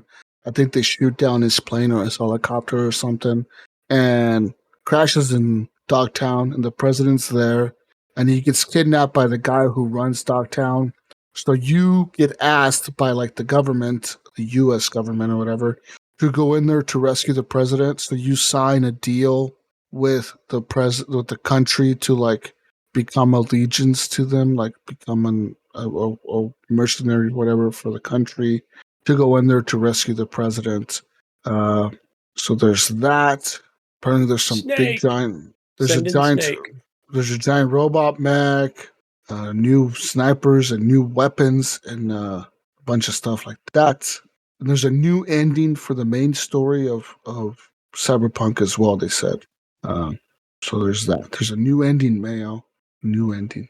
Nice. There's a new area, and there's a new narrative, an original story. This is a $30 DLC, so it's half the price of the game. It's a pricey expansion, but it seems to be like worth it. Now, that being said, though, CD Projekt Red did say if you do not buy the expansion, say you just want to play Cyberpunk and see kind of what some of the new stuff is, a lot of the new stuff is going to be added to the game just for free. So, like, all the stuff to do with like the perks and the rebalancing of the game and the cops and all that, like some of the not all the new weapons. I think some of them are locked to the DLC, or a lot of them will just be added to the game. Like all that shit's going to just be added to the base Cyberpunk game. But if you do want to play the DLC section of Dogtown or whatever, you do have to buy it, which is a $30 expansion on everything, I think. It's kind of a pricey expansion, right? But Yeah, as long as it's a large one though, and you get a lot of hours out of it. Then... yeah, it seems to be worth it. You don't see it's kind of, people might think it's really expensive because you don't see a lot of games coming out nowadays that have like big expansions like this, right? Like that Besides are paid. Destiny. Yeah, Destiny's the one, right? Destiny, and like I don't see many other games that do it. Destiny is like the one that does it, right? Like they do it like every 6 months. Their next, I think I forgot what the price was. Their I was next looking at one it today. Yeah, February the next one is of next year. Yeah, it's but I yeah, didn't see the whatever. price on it. Isn't it called like the last shape or the something shape? Yeah. The last shape or the forbidden shape or the something. February. What is it? The final shape, February 27th of 2024. Yeah, I bet you Brink will be getting that. Oh yeah. He'll get the final. He'll get the triangle this time. The final shape I made. The final shape. It's a PlayStation shape. It's a triangle. It's a triangle because Xbox doesn't have triangles. And then he'll come on the show and go, "I've come full circle, guys. You remember 10 years ago on HGP, I was playing this on PlayStation, and now I've gotten the final shape on PC." The final shape. In other news, on to some more news here. Phasmophobia. PlayStation 5 and Xbox Series X and S owners eagerly awaiting the previously announced August release of ghost hunting hit Phasmophobia will now have to wait a little bit longer, Mayo and Gunny. A little bit longer. Developer Kinetic Games has opted to push the launch back to October after a recent fire incident. It says here Phasmophobia first made waves when it launched into early access on the PC back in September of 2020, quickly amassing an enthusiastic following after streamers helped propel its spooky investigatory ghost hunting action, which sees players attempting to gather evidence and complete objectives across a variety of hunted locales, up the charts as Halloweenish. Since then, Kinetic Games has continued to expand and evolve the core cooperative ghost hunting experience with new maps, new equipment, new ghost types, better haunting AI, and more recently, custom difficulty settings. And with the PC version developing nicely, a console release was confirmed earlier this year, and they were saying that it would hit PS5, including PSVR 2, and the Xbox Series X and S consoles this August. And now this has been pushed back to October. I'm thinking, why not release it closer to Halloween when everyone's into like scary shit? Oh yeah, I mean, it's such a good game too. Like this game is so good on Steam. Like it's still fun to go back and play, and they keep. It's kind of like Ready or Not, and so they just kind of keep adding to it, right? They keep adding new stuff and new ways to detect, new types of ghosts and stuff like that. It just keeps the game fresh. So it's kind of neat that it's actually coming to console. Like people have really missed out on this game so far. Yeah, I forgot that game wasn't on console. Yeah. That's probably one of the games I haven't got myself to play in VR. I think that'd be kind of creepy in VR. It'd be interesting. another news, PlayStation news. Big PlayStation news here. PlayStation Portal is Sony's PS5 remote play handheld, Gunny. Priced at $199.99. That's right. This 8-inch LCD screen boasts up a 1080p resolution and supports up to a 60 FPS. Meanwhile, the Portal's controller parts are based on the DualSense controller, providing the device with adaptive triggers and haptic feedback. It's got a 3.5mm audio jack as well, so you can stick wired headphones in there. That's a weird addition. How many people have wired headphones? Like none of the phones have them anymore. Or, they're not as common. I mean, I'm sure it has Bluetooth, but it's kind of nice they added that option, I guess. Yeah. What do you think, Gunny? I know, like we've talked about this in different places, but yeah, I think it's a good deal. If you're a PlayStation 5 owner and you've got cash to burn, and you're, I don't know, like where I'm thinking of like a great scenario where, let's say, okay, yeah, I'm at my buddy's house in the next town over, and we love to play Madden together or whatever it is, right? Destiny, shit. Then I'm just bringing over my Portal, right? I don't have to drag my PS5 over there. It's still only like your local Wi-Fi, I think. Yeah, it's only local Wi-Fi. It has to be local, so it has to be in the same room? I don't think so. No. Same connection in the same household. Same Wi-Fi, but not Yeah, like room. So like you could take it like I think what it's more for is like say like Gunny, like Jesus is playing God of War in his living room or his PC, right? He's like playing in his bedroom or wherever he wants to play. He wants to go play in a different room, or say he's playing in the living room, he wants to take it to his bedroom. He could take this portable version to his bedroom and sit and play. Or like you're at home with your PS5, Gunny, if you had one, and your wife wanted the TV, she could change the input. The PS5 would still be running, and you could get out your Portal and you could sit and play on the Portal, and she could have a TV while the PS5 is running.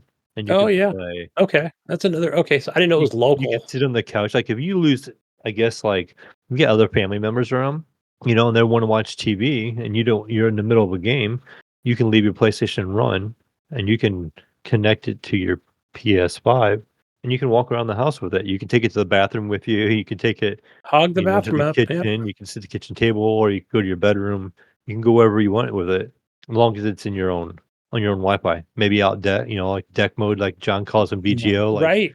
You could be take it out Steam to your Deck, little deck patio or whatever. PlayStation Deck now. Yeah. But you just have to stay within your own Wi-Fi, I think, or whatever Same Wi-Fi network. the PlayStation's connected to. I'm sure somebody will come up with a way to make it to where it's not local Wi-Fi, right? Like play in the next city over. But yeah, it's a cool feature. I like it. I mean, a good, another cool gadget for your PS5. I mean, it's not necessarily for like me. Like, I don't think I would use it. I don't know about you, Jesus, but like, because I don't really have kids are here, or I don't have to fight with the TV for anything. Like it's just me here. So it might be cool to be able to play games in your bedroom. Yeah, if you want to take them to your bedroom or whatever. Without having to buy another PS5, I guess. Lay down in your bed and you can play with it in, handheld mode or whatever. That'd be cool, but other than that, not really. As far as PlayStation Portable or PlayStation Q or whatever the hell it's called, Portal. Okay, Portal. I believe that Vita did the same thing, right? Games that must be streamed using a PS Plus membership are not compatible with this. The games, so like if you have a game on your PS5 that you play, that you stream to your PS5, you cannot then stream that game to your Portal. It has to be a game that has to be installed on your PS5 to stream to your Portal. Also, you need an internet connection capable of at least 5 megabytes per second. Sony's recommending 15, and says here PlayStation Portal does not have any Bluetooth compatibility, so you will not be able to connect wireless headphones or Sony's Pulse 3D headset. Instead, it uses a PlayStation Link wireless technology, a new proprietary standard for PlayStation devices. PlayStation Link is designed to deliver low latency, lossless audio, and Sony is also launching a wireless headset and earbuds that support PlayStation Link. Says here, you'll be able to use this new headset or earbuds with the PS5 through a USB adapter, but with rumors of a new PS5 Slim on the way, it's easy to imagine that PlayStation Link will be integrated onto this new console in the future. says here, PlayStation Link will also be a technology that third-party manufacturers can use. The PlayStation Portal does have a 3.5 millimeter headphone jack for wired audio. Anyways, speaking of PlayStation's brand new Gunny wireless earbuds, okay, the Pulse Explore earbuds, $80. and the brand new as well Pulse Elite headset. I bet they're more than 80. Both use a new PlayStation Link wireless tech that allows them for lossless audio and low latency. They have good audios. They have some of the best audio of course, earbuds out there and stuff. It's fucking Sony, man. They've been making the Walkman since like the fucking 80s and shit. Like 70s, right? So I'm going to say $99. Okay. No. In addition to announcing the price of its upcoming PS Portal. This is wait, the earbuds or the headphones, Mayo? Which one? Which one's obviously the headphone. I don't know which one's going to be more expensive. The headphones probably more expensive, I feel. I Hmm. don't know. I just feel like it's like a money grab almost in a way. They could have easily put Bluetooth in this thing. No, that's not Link Tech, bro. Listen, I only want Link Tech. I'm sure you do, Jesus. From now I'm glad on, you can have your Link Tech proprietary over only. there. From now on, I only want what's this shit called? PlayStation Link on everything. On my iPhone. I think they've been watching Apple too long. They're like, oh, on my iPhone. Yeah. I want it's kind of weird. It's so PlayStation backwards. You know, like to hear Hey, listen, Mayo. This is lossless audio. I'm sure it is, but lossless. All right, listen. Your Bluetooth, it gives you lost audio. Okay, loss. It's all lost. Yeah. Right. You don't even know what you're listening to when you're listening. I know. On I'm Bluetooth. lost half the time. You know what? I listened to Bluetooth this morning on my way to work. I didn't even know what the song was saying. I'm like, this should be lossless. I wonder what Apple has to say about that. I wonder how their AirPods work. Is that lost audio? That's lost audio now. Yeah, that's not Apple Link or whatever they're gonna call their shit.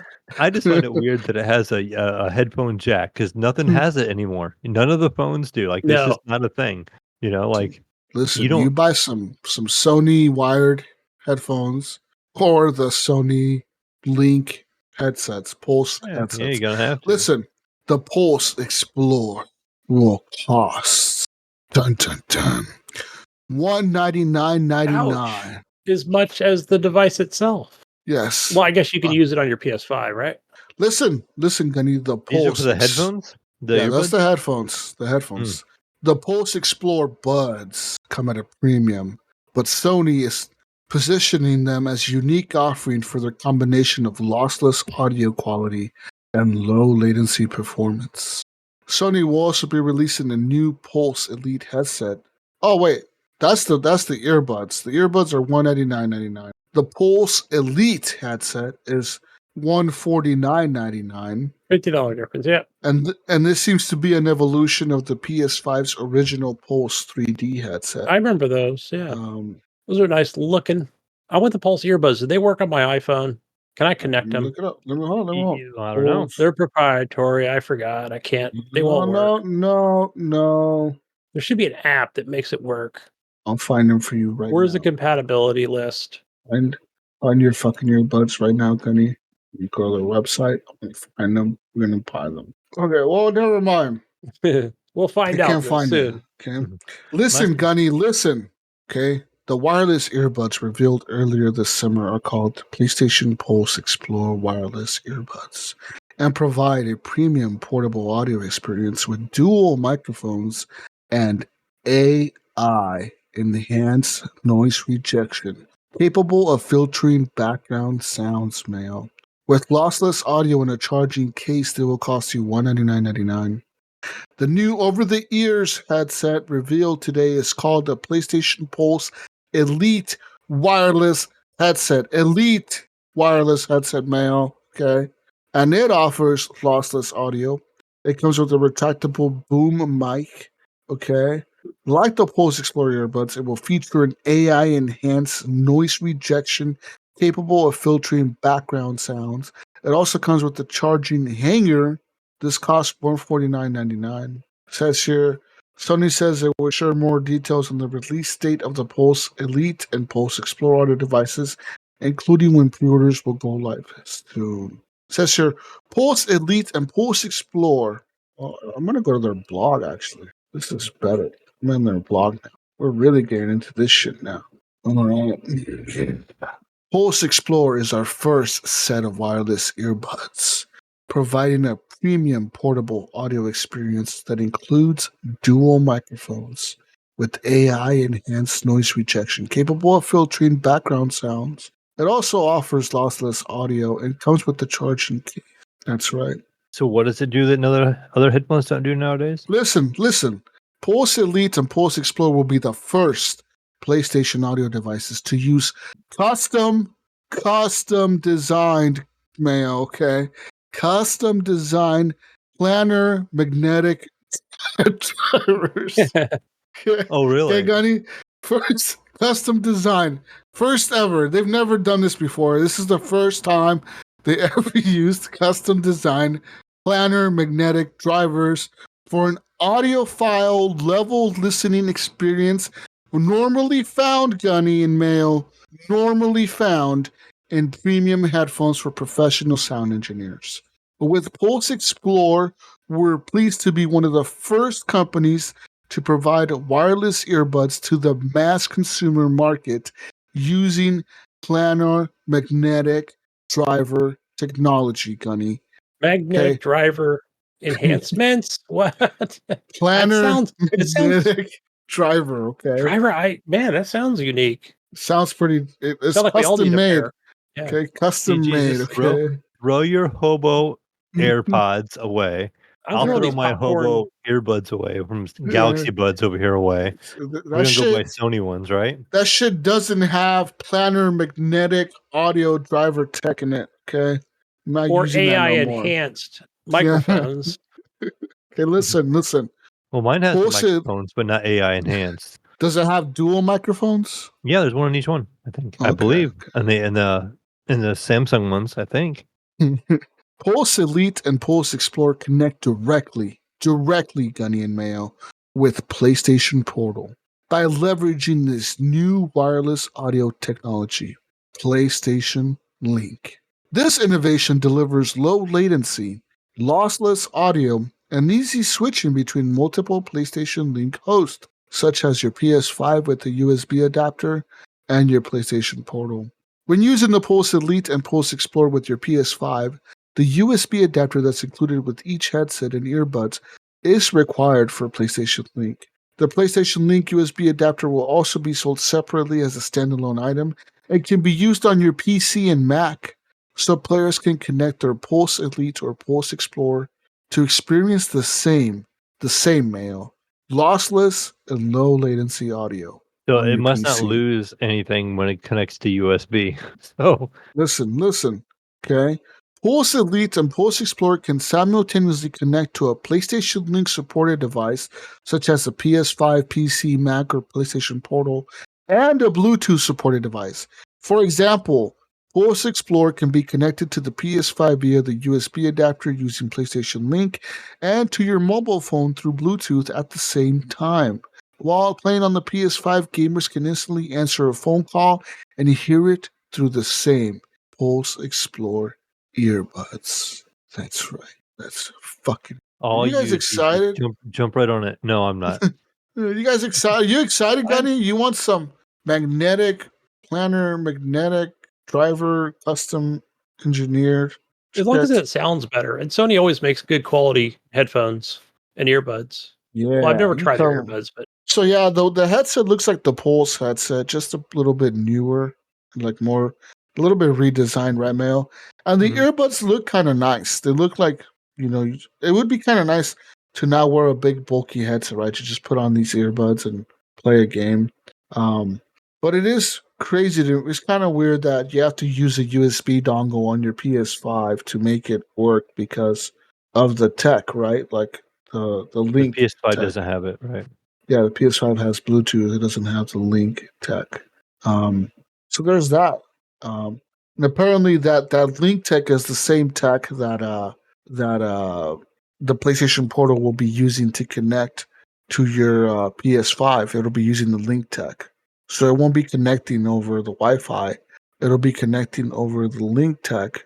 But somehow the Wi-Fi is needed. I don't know how that works. Maybe like the Wi-Fi like knows that it's your account that's playing or something. I don't know why it would need that, right? If it's using the Link Tech. Who knows? Fucking $200 earbuds though, man. I mean, it's not outrageous nowadays, you know, It's like not unheard of, right? Because like, how right. much does anyone still use Turtle Beach? Is that I don't still a know. thing?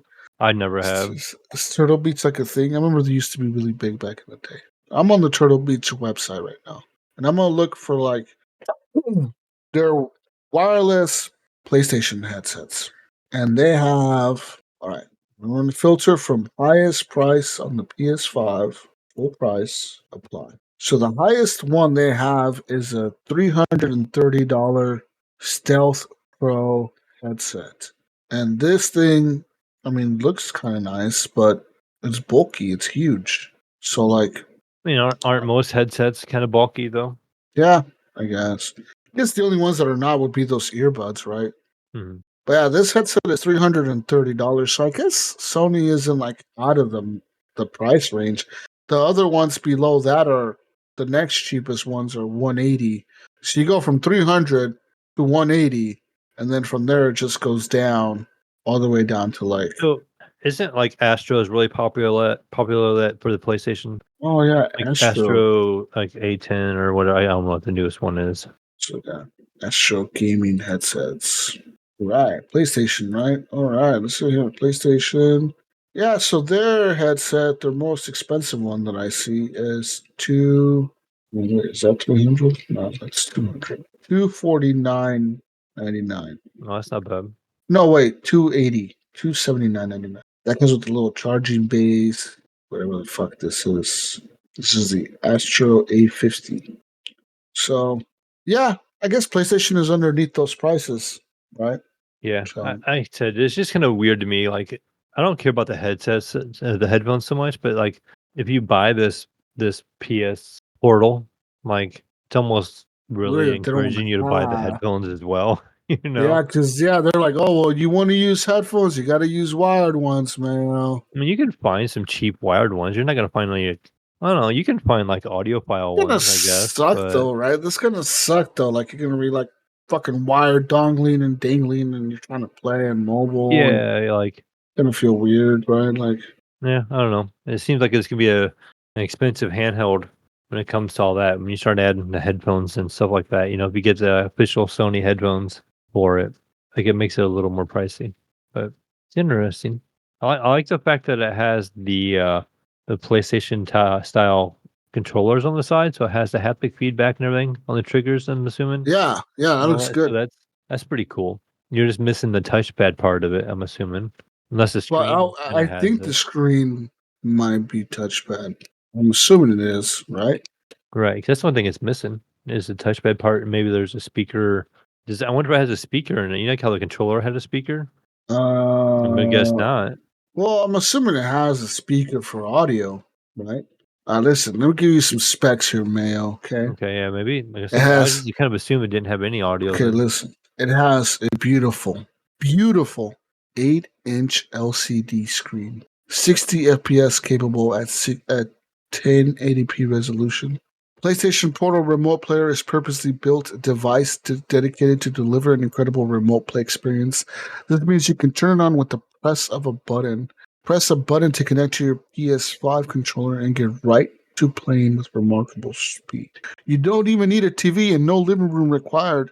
Since the PlayStation Portal Remote Player lets you stream games over your home Wi-Fi, you can play your PS5 console even when someone else is using the TV. Simply turn on the PS Portal remote player and you're good to go. It says here, can it only be played over your Wi-Fi? It says here, while your home Wi-Fi network represents a great option to use PS Portal remote player because you have control over the quality of your own home Wi-Fi, it is not required. PlayStation Portal remote players can also be played wherever you access to broadband internet Wi-Fi with at least 5 megabytes per second for use. For a better play experience, a high connection of 15 is recommended. If you're using public Wi-Fi, please be aware the quality of the internet connection may be out of your control. So actually, you can play this thing with, as long as it's connected to the internet, you can take it anywhere. Wow, that is pretty cool, actually. Well, that's what I was saying. If it's connected to your Wi-Fi, I mean, I can't see why you can't play it with at a friend's house. Yeah, apparently you can. It says here it does not require Nice. a PS Plus membership. It doesn't require remote. Yeah, it doesn't require a PS Plus membership. But you do have to have it if you need to access multiplayer because the game requires it. Someone else used the TV while you're using it. Yes. Wow. We learned something new. So you can use it over Wi-Fi. I guess you can hotspot your phone to it, right? And like fucking hotspot this shit. I don't know. Yeah. It doesn't talk about the screen being touchscreen, but I'm just gonna assume it is. I'm gonna assume it is. That's an assumption. I don't know. Oh yeah. Okay, it is a touchscreen now. I have confirmed this now. We went through the science. It is a touchscreen. We are good, Mayo. Your Good questions have been answered. So does it change the thing for you now, Mayo? Now that you know you can play it over Wi-Fi anywhere or any internet connection, as long as it's whatever the minimum speed required, does that change your perception of this now? No, not really. I mean, I'm not gonna take it around so much. Like I'm not gonna take it to a friend's house and play PS5.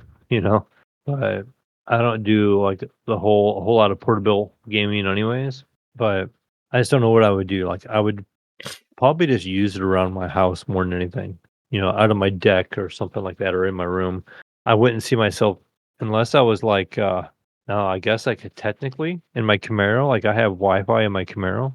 I could technically connect it to my Camaro, and if I was going somewhere, I could had somebody else driving or whatever, or somebody's riding with me, they could play it, I guess. I thought you were going to say while I'm sitting at a light. Oh, okay, while I'm sitting at a friend's. Yeah, that makes sense. That wouldn't be safe. Yeah, but I could have a passenger plan, you know what I mean? But yeah, I mean, I would probably just use it around the house, and that's about it. Let's move on to more news. Microsoft is taking drastic measures as it attempts to win approval from the UK's antitrust regulator to acquire Activision Blizzard.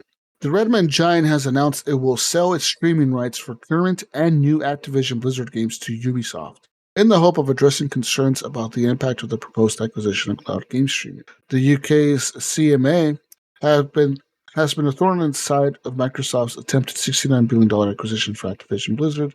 It was the first regulator to block the deal, and it's the last opposed to the merger. The CMA has now cited concerns about the cloud gaming sector, saying the buyout would damage competition in this market, leading to less innovation and choices for the gamers. Microsoft President Brad Smith wrote that the company would be restructuring the transaction to acquire a narrower set of rights.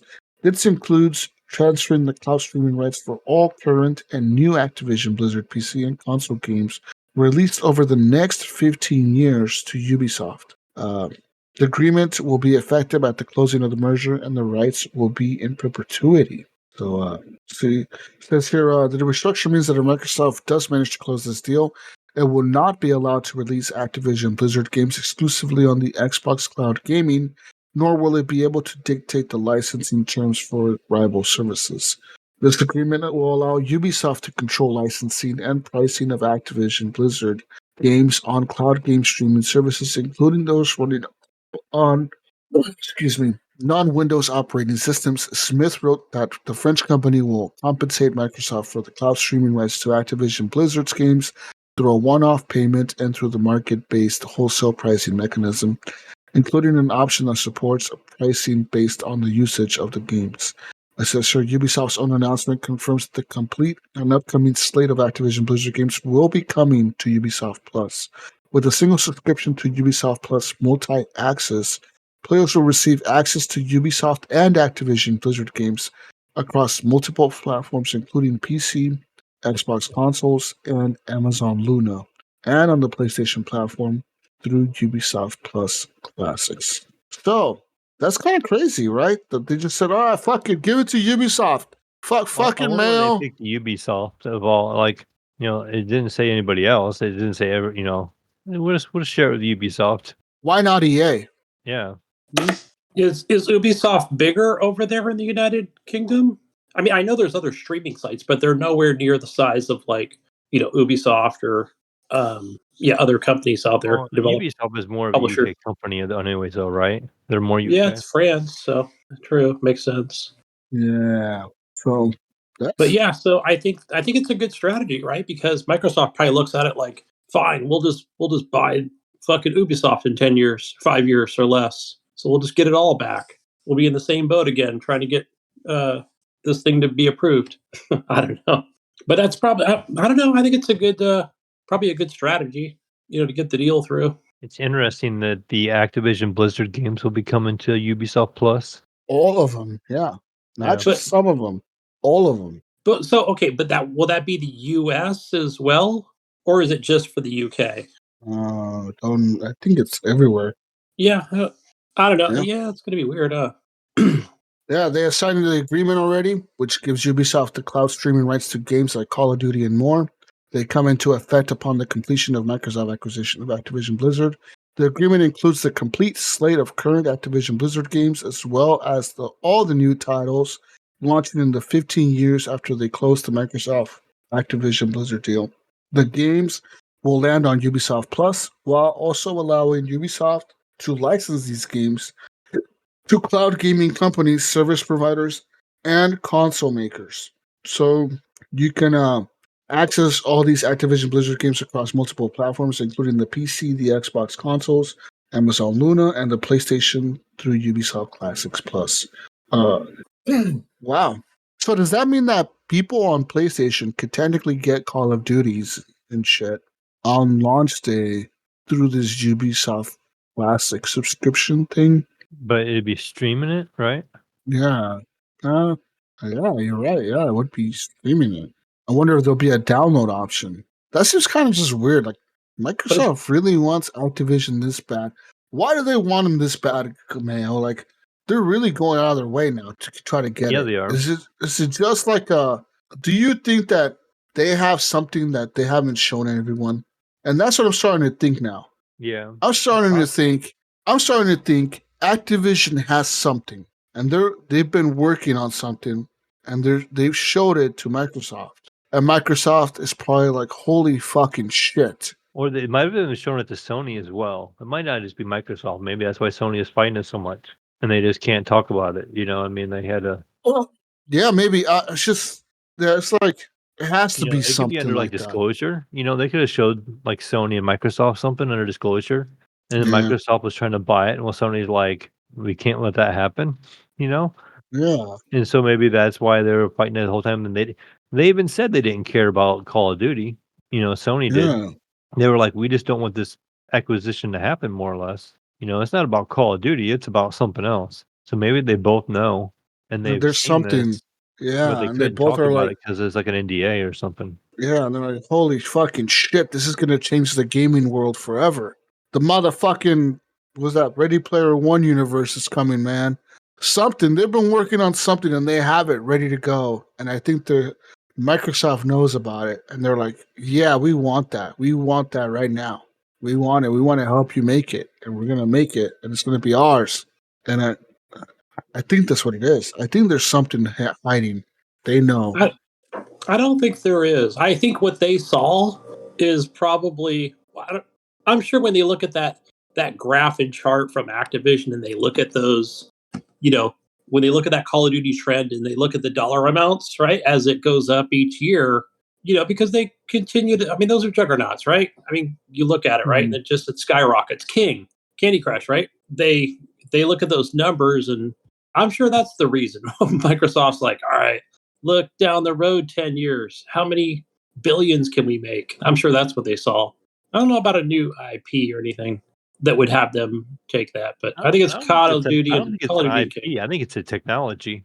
Yeah, I think they want him so bad. There's something that they're showing, and I don't think it's just the games.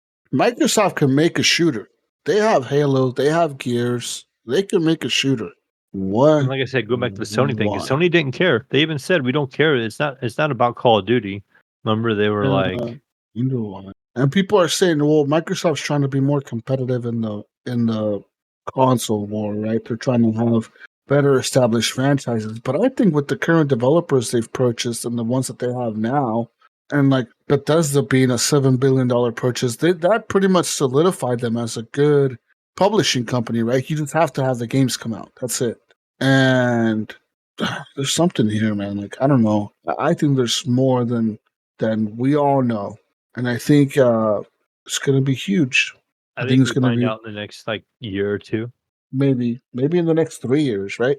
Maybe we won't find out till the next gen consoles come out in 4 more years or whatever. Yeah, I don't know, man.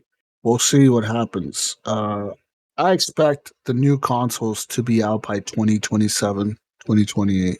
I would say around 2027, maybe 2026. Just looking at the old life cycles of like the Xbox 360 and the PS3s and PS4s and Xbox Ones. I'm gonna say these are what, probably 7-year life cycles on these consoles. You Yeah, think so? roughly. I don't see a Unless mid-gen we get refresh. impatient, but like Yeah, I don't see Microsoft doing a mid-gen refresh this time around. No. I don't even see Sony doing it. yeah, No. I see them coming out with a different Slimmer. looking model, like a smaller model. box or something. Yeah, or like It's just- PlayStation, or like PlayStation adding a new model, right? That has that new PlayStation Link shit in it. Okay, like, oh yeah, look at this thing has PlayStation Link in it now. You don't have to use the USB thing anymore, or whatever. Something small like that. because really these consoles got off to a slow start. You still don't Big see time. anything. It's only on the Xbox X. Really that much. Was there like 1 or 2 games now? Starfield. Yeah, Starfield. And the Starfield's the first one, right? Like the first big one, I think. PS5. There's not very many either. Like they've always Spider-Man. they've always had stuff pretty much backwards compatible. So Yeah. they've never really got a full kickoff to like. I think COVID fucked all that up too, right? Yeah, COVID really. So that's why I give these consoles 7 years instead of like 5. Just give them that extra 2 years because of stuff hasn't come out right away. And Because when did these consoles launch? In 2021 or 2020? I don't fucking remember, man. I'm not sure. I know it was 2020, during wasn't it? COVID. It was during COVID because Right. the COVID had just happened and everything was shut down, and I want to say 2020 then. it was weird. It was like a weird presentation from both companies. They had like, it wasn't like as hyped as it usually is. Well, remember also like they didn't even announce it until like October. I don't know. It was some crazy thing where I kept saying like, man, I think they're going to cancel this thing. Like, I don't think it's going to launch this year. Like, why are they waiting for? I think they were just waiting on to see if they wanted to do it or not. But then they did. I don't know what date it was in October. Then they finally came out and said, okay, fine, it's coming out. Yeah. Coming out November. Whatever date it came out. Yeah, we'll see what happens with all that, man. I don't know. See what happens with the whole Activision deal shit. It's gonna happen. I think it's gonna happen. It has to happen before the end of October. So a month now, month and a half, maybe. We'll hear about it here pretty soon whenever they close it. But it's gonna happen. It's gonna go through. That's all I have for news, though, gentlemen. No more news. None other stuff. We're good to go, Gunny. Console Corner. There's no Console Corner anymore. No, and What else? I'm not even on the computer anymore. So I'm just gonna sign it off here. Oh, don't forget your free Epic game, guys. I think it was Homeworld, something or other. It was a Ghost Nico game. Okay. So Homeworld, Homeworld. Go check that out. Go claim it over the Epic Store. Yeah. But anyway, guys, I'm gonna get out of here. So yeah, go find me over on everything under gamer tag Gunny Chief, one word. Hi, Gunny. All right, guys. Peace out. Where can we find you, man? Oh, you're gonna find me everywhere as the Mayo on Discord, PS5, Xbox, either the Mayo or the Mayo 1. You can find me on everything as Jesus Walks a Lot. I'll be playing some fucking Starfield this week. I am so hyped. Man. You don't even know, dude. I'm not gonna sleep that night. Right. Honestly, I'm not. It's gonna be good. You'll be exploring all the planets. All the planets. All of them. Oh, I'm legit. I expect next week. I expect you to be like, would they say like thousands of planets or 1,000 planets? I want to hear half. Jesus, I want to hear you say hit 500. 500 planets, guys. Jesus went to 500 different planets. It looks so cool, man. Like I'm super hyped. The ship customization looks really cool. I don't know if I'll mess with that as much though, but it looks pretty cool. Yeah. I definitely want to add some of the the smuggling things I because did they see said that. something today.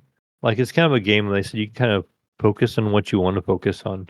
Like if you don't want to Yeah. do this so much, you don't have to do that, you know. So if you want to focus on the customization of your ship, you can focus on that and not, you know, or whatever. Like if you want to focus on exploration, then focus on that. Most people are saying that this is probably the best Bethesda launch that they've ever seen in terms of like how playable, like how good the game runs. That this is like the most stable they've ever seen a Bethesda game launch at. Like in terms of bugs, they're saying like this shit is actually pretty well polished. Like they really did a good job with it. So I'm excited to see it, man. I think you guys are gonna be hyped. Hopefully. Anyways, I'm out of here. Peace out, Brussels sprouts. We'll catch you on the next week's Starfield edition. What are the Starfield people called? Or like the guy? What are you I don't called? know. You're not the Pathfinder. What the fuck are you? The Voyager? What the fuck are they? They call you something, right? Star something? Stargazer? What are you called? What are you called, Mayo? What are you fucking called? I don't know. I'm gonna look it up right now. You're called. Yeah, we can't sign off until we officially know what we're gonna be called. I mean, you know what the hell we're gonna be called? Okay. What are you called? What are you called in Starfield? Now I'm gonna look it up. We can't sign off now. Well, apparently it says here that the game will actually talk to you by your real name. So, like when you type your name in, the characters and the NPCs and this shit will refer to you by your name. Until they figure out yours is offensive. I will be so mad. Let's see here. Starfield. What are you called, Gunny, in Starfield? What is it? What? What the fuck are you called in Starfield? You know, I was thinking, like my character name? Yeah, like what? No, like what do they refer to the characters at? Like you know, like in Mass Effect, you're the Pathfinder or the Yeah, whatever the fuck. I forgot what it was in Starbucks. Oh my gosh! Damn, Starfield. What are you called? God damn it! I can't even find it, Mel. I know they've mentioned it before. I've seen it on Twitter too, and I can't think of what it was. Yeah, I've seen it, and I don't even know anymore. I'd get my phone. It's there. I don't even know. Don't even know, Mel. I can't even answer this anymore. I don't even know anymore. We'll figure it out next week. I you feel come like back and report next week after you play it. Maybe there has to be a fucking name, right? There has to be a fucking name for you. What are you fucking called in Starfield? You have to be something. The Pathfinder, the Starfinder, the Starfielder. What the fuck are you called? Are you the Starfielder? What is this? The Stargazer? What the fuck? See, I was trying to avoid spoilers. There has to be a name. Voyager? Are you a Voyager? What are you? Don't even know anymore. Anyways, we're out of here. Bye, everyone. Bye. Bye.